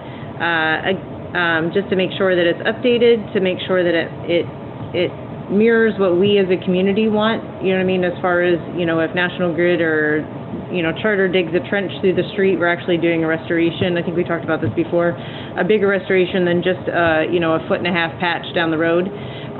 So he's updating that information. But in the same time, we are trying to coordinate, and Chip has actually been trying to reach out to all of the, you know, the one good thing about our city, other than the gas main replacements that we're doing now, the gas line replacements, is a lot of our network right now is overhead. So there's not as much digging, which is a blessing and a curse. Personally, I hate it. I would love to see it underground, but we can't afford that. So, but at the same time, it's also a big help when we have issues like this. And also think about the power outages, you know what I mean? We wouldn't have had power outages, but restoration is also a lot more easier above ground than it is below ground too. So anyway, so yes, there are those things in place. Aaron is reviewing them just to make sure that they're tighter and more prevalent to current day. Okay. Yeah, I would imagine that it could behoove them while National Grid has all the streets open in the next few years to be laying a little more conduit in there as well. So certainly anything you can do to encourage them on that front would be great. But it sounds like it's likely that, I guess I don't know, let me know if I'm wrong, but my guess is that whole policy won't be done in the 90 days that we have, or less than 90 days now that we have to negotiate this. Is there anything that should be in this contract sort of as a placeholder for that policy in the future? We could certainly add language that says that they would have to adhere to any building code and or street opening code that is applicable within the city. Great, thank you. Make it really generic so it survives. Great, that sounds like a plan. Thank you. And then I feel like I thought Carmela was gonna, Council President was gonna ask something about this, but maybe it was resolved. Was there something about whether we can charge property taxes on their infrastructure, something like that? Haven't. Rick, you're muted. I think there was some. Hi. Sorry about that. Yeah, with the right-of-ways, it was the fees, Councilmember Cummings, and to ensure that, you know, when they did apply for a permit, that we're not just, you know, given this bulk rate for all of their permits, one fee. I didn't know if they would have to pay per permit. So that's something obviously that, you know, when negotiating, they could use that maybe as a bargaining chip of some sort. But I do know that Rick said there's, you know, that ceiling of 5%. And I get that. So that's the franchise fee separate from, I know. There is, Councilman Cummings, I have an article, which I got from NICOM, which I am not fully familiar with yet, which indicates that there was a court case within the past few years whereby I think one of the high courts in New York ruled that certain utility facilities could be classed as real property and assessed and taxed. But I don't know the full scope of that at all. And that would be separate from the franchise fee. And that would be completely separate, I believe, unless they try to insert something in the franchise to escape that. So, but we'll deal with that. Okay, great, thank you. All right. Mr. Cummings, have all your questions been answered? Yes, I believe for now. Looking forward to the ongoing process, but yeah, thank you. All right, the gentleman from District 4 gives up the floor. All right, are there any other questions for Quinn or Rick Morrissey or Monica or anyone else? Okay, can I have a motion to adjourn the Technology Committee meeting? Make that motion. I'd love a second from Councilman Gully. Second. All in favor? Aye. Aye. Aye. Thank you. All right. Does anyone need a break before we roll right into the Planning Committee? I'm good. Jump in. Okay. Indeed. Let's see. So It being 9:09 p.m., I'm hereby calling the Planning Committee to order. We will start with the pledge, just so we can do it once this evening at least. Let's see, can we have Councilman Gully lead us in the pledge? Are you done? You don't want Who's got the flag?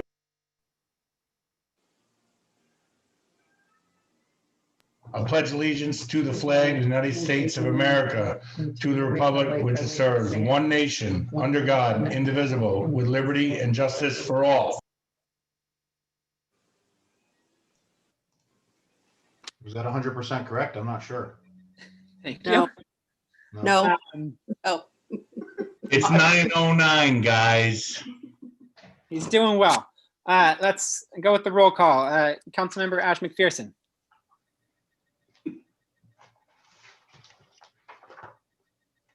Here. Great. Councilmember Steele. Present. Councilmember I'm not sure, Councilmember Cummings, also present. And then I do see we still have the council members present, Council President Carmelo Mantello, ex officio, as well as Just turn your volume down so I can be on it. Council members Gully, Zalewski, and McDermott are all still on the line as well. Very good, thank you. And I see Steve Streichman has joined the mayor's team, or the deputy mayor, in the city hall, and looks like Carolyn is on the line as well. Carolyn, are you still with us? I know you've been on for a while. I'm still here. Great, thank you for waiting. Let's see, do either you want, I suppose we should start with Steve, or? Okay, starting as far as salaries go or positions, can you hear me all right? I can hear you. We're on page 149. Oh, sorry, it's 149 of the digital version. Page 146 of the paper version. Is that where we're starting? Well, I'm on 146. The expenditure summary, basically, as far as salaries go, but I can reach that on 149 if you'd like. We basically kept all positions intact. I have one vacant position, planning tech, that I was actually interviewing for when COVID hit. And we really need to fill that position. Because I've just had two people two employees that actually just left the office that were still working. We have it's a $3,000 in savings just because it goes back down to a step one. So going to page 147, going through the expenditures. Let's see. I kept, again, this year we haven't spent a lot out of these lines because we shut down and then I had very low expenditures out of office supplies and other materials, but we held those constant at 1,000 and 1,400. Moving down to code 4, postage, which is mostly for, postage for announcements and mailing in general, stays level at 500. There are 3 new lines in here. They're 113s, and they're all related to the zombie grant. So there's a 7998, which is 2 mailings, and that is basically to do outreach to owner occupants, it's basically preventative counseling to prevent for foreclosures or people getting into zombie issues. So we're working with TRIP on that, so the mailings will be out to the owner occupants and will steer them towards TRIP for counseling. Printing and advertising, 403, I left the same. Dues and subscriptions, that is up this year because of our subscription to iTree, which is the tree software that's actually been very helpful when we get customer calls complaining about trees, finding out if we own them, what condition they're in. And it's been, right now we're doing the removal of trees, ash trees, and it's helped a lot with that, inventorying them. It helped us prepare the bid because we knew the diameters already. So I would like to keep that software next year, so it's $3,470 for that. The consultant services, that is $37,500 for CDTA for our share of bike share, as well as $5,000 for filing fees for DEC compliance for certain sites that the city owns. And you can see 409,0113, that's zeroed out because the $67,477 for zombie enforcement legal attorneys, Whiteman, Osterman, Hanna, moved into the law department's A1420. And training for the zombie grant, that's basically attendance at a conference, which we're not sure if that'll happen this year, but we put it in to, it's something they like to see us do. Lisk, who is our grant administrator for this program. So that kind of runs through everything I've got here, unless you want to get into the positions, but since they're all staying the same. The other thing I would like to just mention, just so you're prepared for it when it comes, is that with Monument Square, we will be coming next year for for bonding for that. We have about $2.8 million between the DEC grant and cash on hand, and the additional $1 million for NBR. But I didn't want to bring it this year because we haven't, Hoboken Brownstone won't be coming into planning until December of this year. And so I didn't want to come to you. There would be more questions than answers at that point. So I just want to alert you to the fact that that will be coming. So it'll be a budget modification next year. Or a bonding. Interesting. We'll talk about that then. Let's see. On the tree service you mentioned, how are you doing in terms of being able to keep that data up to date? Do you have a process for that? Are you thinking you'll have this service long term and continue to use it to keep all the data current, or are you thinking we'll use it for a couple years until the data goes out of currency? Well, we are keeping it current. I have Danae in my office updates it. She removes them when the trees are removed. When they're treated, that information is uploaded as well. So we are doing a pretty good job with it. We did find a few discrepancies as we started going into the ash tree removal for trees that weren't city owned. You know, there was always some discrepancies, but I think we should be able to have a pretty good, be able to keep that in good check for at least 3 or 4 more years. Okay. And then in terms of the vacant position that you're looking to fill, A, do you have a timing on that? And B, I know the previous person holding that did a fair amount with the zombie grant. Is that still the plan? Is there, or who's taking up that slack? Well, I think unfortunately Eric Ferraro's taken up a lot of that slack, so that is probably something that this position would do as well, and planning and zoning as well, helping to staff those meetings to free up my assistant planner to do some more of the long-term planning and working on our transportation projects, our trails. Everybody's got a full plate right now. Definitely more than that. Good. Let's see. So that planning technician. Do you have a timing on that? Is it classified as essential? Or are we waiting till after? I'll probably interview, and as soon as the budget's passed, I'll start interviewing for hiring in January. Is my plan. Okay. Great. And is that paid for at all out of the zombie grant, or is the zombie grant paying for lots of other stuff? The zombie grant covers Eric Ferraro's salary. It's in the general fund. It's no additional. Okay, great.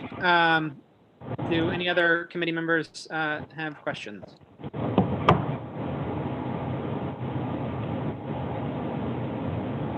Anyone else?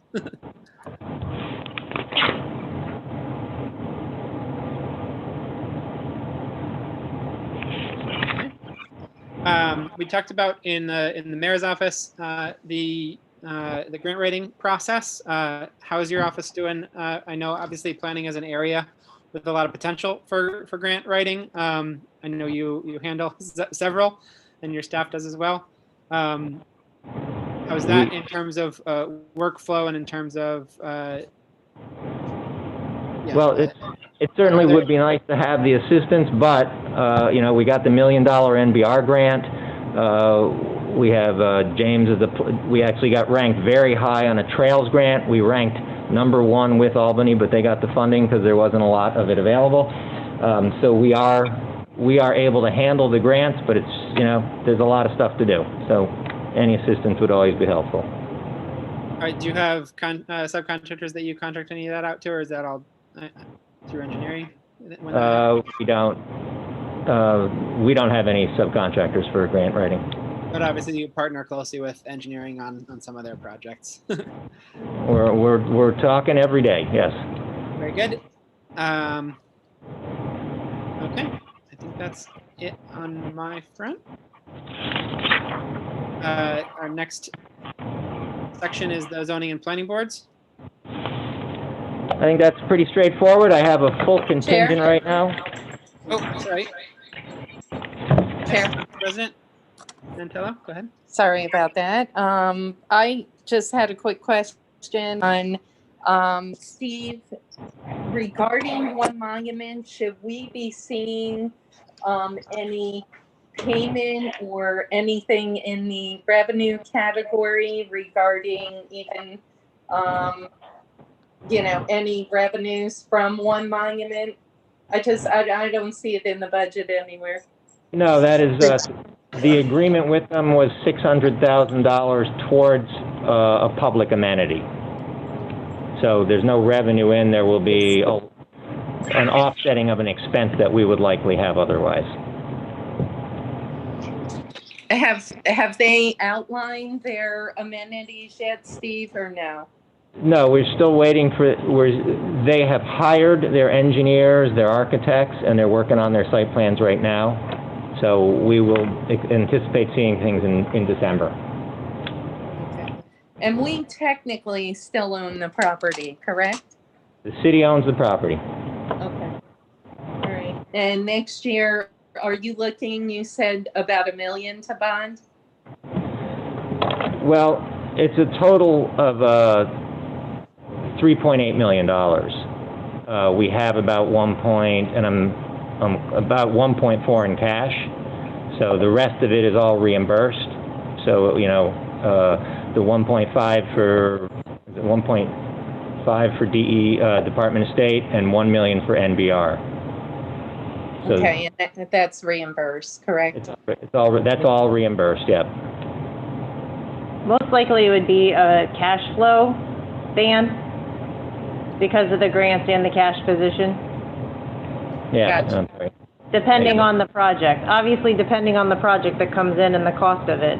But if it was just the amount of the grants and the cash on hand, it would most likely just be a cash flow. Okay, thank you.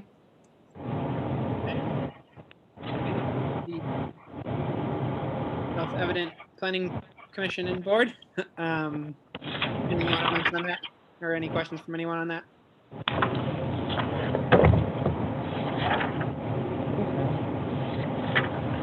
Great. We shall move on. Thank you. Anything else for Steve generally? Or Steve, do you have any final thoughts or notes? No, I'll hand it off to Carolyn. Good. Onward to CDBG, which should be page 153. It starts, but we'll go to 154. Carolyn, do you want to give us an overview? Mine's probably going to be the easiest one you have because there's 0 changes from last year. That's good because it's the last one of the night. Hope you learned something sitting through all those hours. Sorry. Oh, yeah. Let's see. How are, obviously, we've been seeing a lot of good milling going on. How are you doing on your projects this year? and how has COVID impacted it? And then what are you looking forward to for next year? Actually, COVID has made my department extremely busy with our stimulus funding, the CARES Act. Certainly. So on top of that, on our regular jobs, we're on schedule to be completing them hopefully by the end of this month. I think the only thing we have left is the street paving on certain streets and planting of trees, and then we are completed. Great. And we'll get ready for next year. And what's just to remind folks, what's on the docket for 2021? The Little Italy area. Great. Very good. Anyone have any questions for Carolyn and CDBG? Nobody? Anyone want to I go sat there all to this bed? time and nobody has a question? I think I put everyone to sleep, Carolyn, sorry. We almost do- had it done. Mr. Chair, if no members of the committee have a question, I do have one. Chair, I would just like to thank Carolyn for her patience. Me too. Thanks. All right, Ken Zalewski, make our time worth it. Yeah, no, it's just, Carolyn, how sure are we that the municipalities are looking for federal funding, obviously through COVID? CDBG seems to be protected. Are we guaranteed to get the money that we're supposed to be getting for from HUD? As far as our regular funding, Yes. it's never guaranteed. Okay. That's all on Congress to pass the budget yearly, and it's. Let me hands ask on that a when different way. Let me ask it a different way. Do you have any inclination to believe that we would not be getting the funding that we're expecting?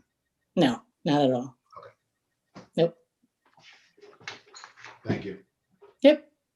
And you're ready if another round of similar funding comes at you, or Which funding? Our regular? Yes, we're always ready for that. similar to the. I wouldn't be surprised. I mean, who knows how they're going to structure their next rounds of funding. But Are you talking the stimulus funding? yeah. We are actually getting another round. Okay. Lucky you. And what's the plan for that? There is no plan until we get rid of round one. Okay. And then we'll play it by ear then to see what. Thoughts? What's we the have left process over for creating to- that plan? I'm sorry? Do you have any initial thoughts on how round one went, or what the process would be to create that plan for round two?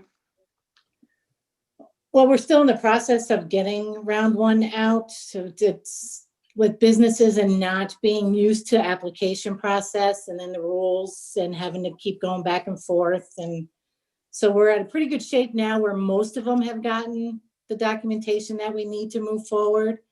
But we also had to, with this funding, HUD is very strict as far as the spending on it. It has to be strictly for COVID, for preparing, preventing, and responding to COVID.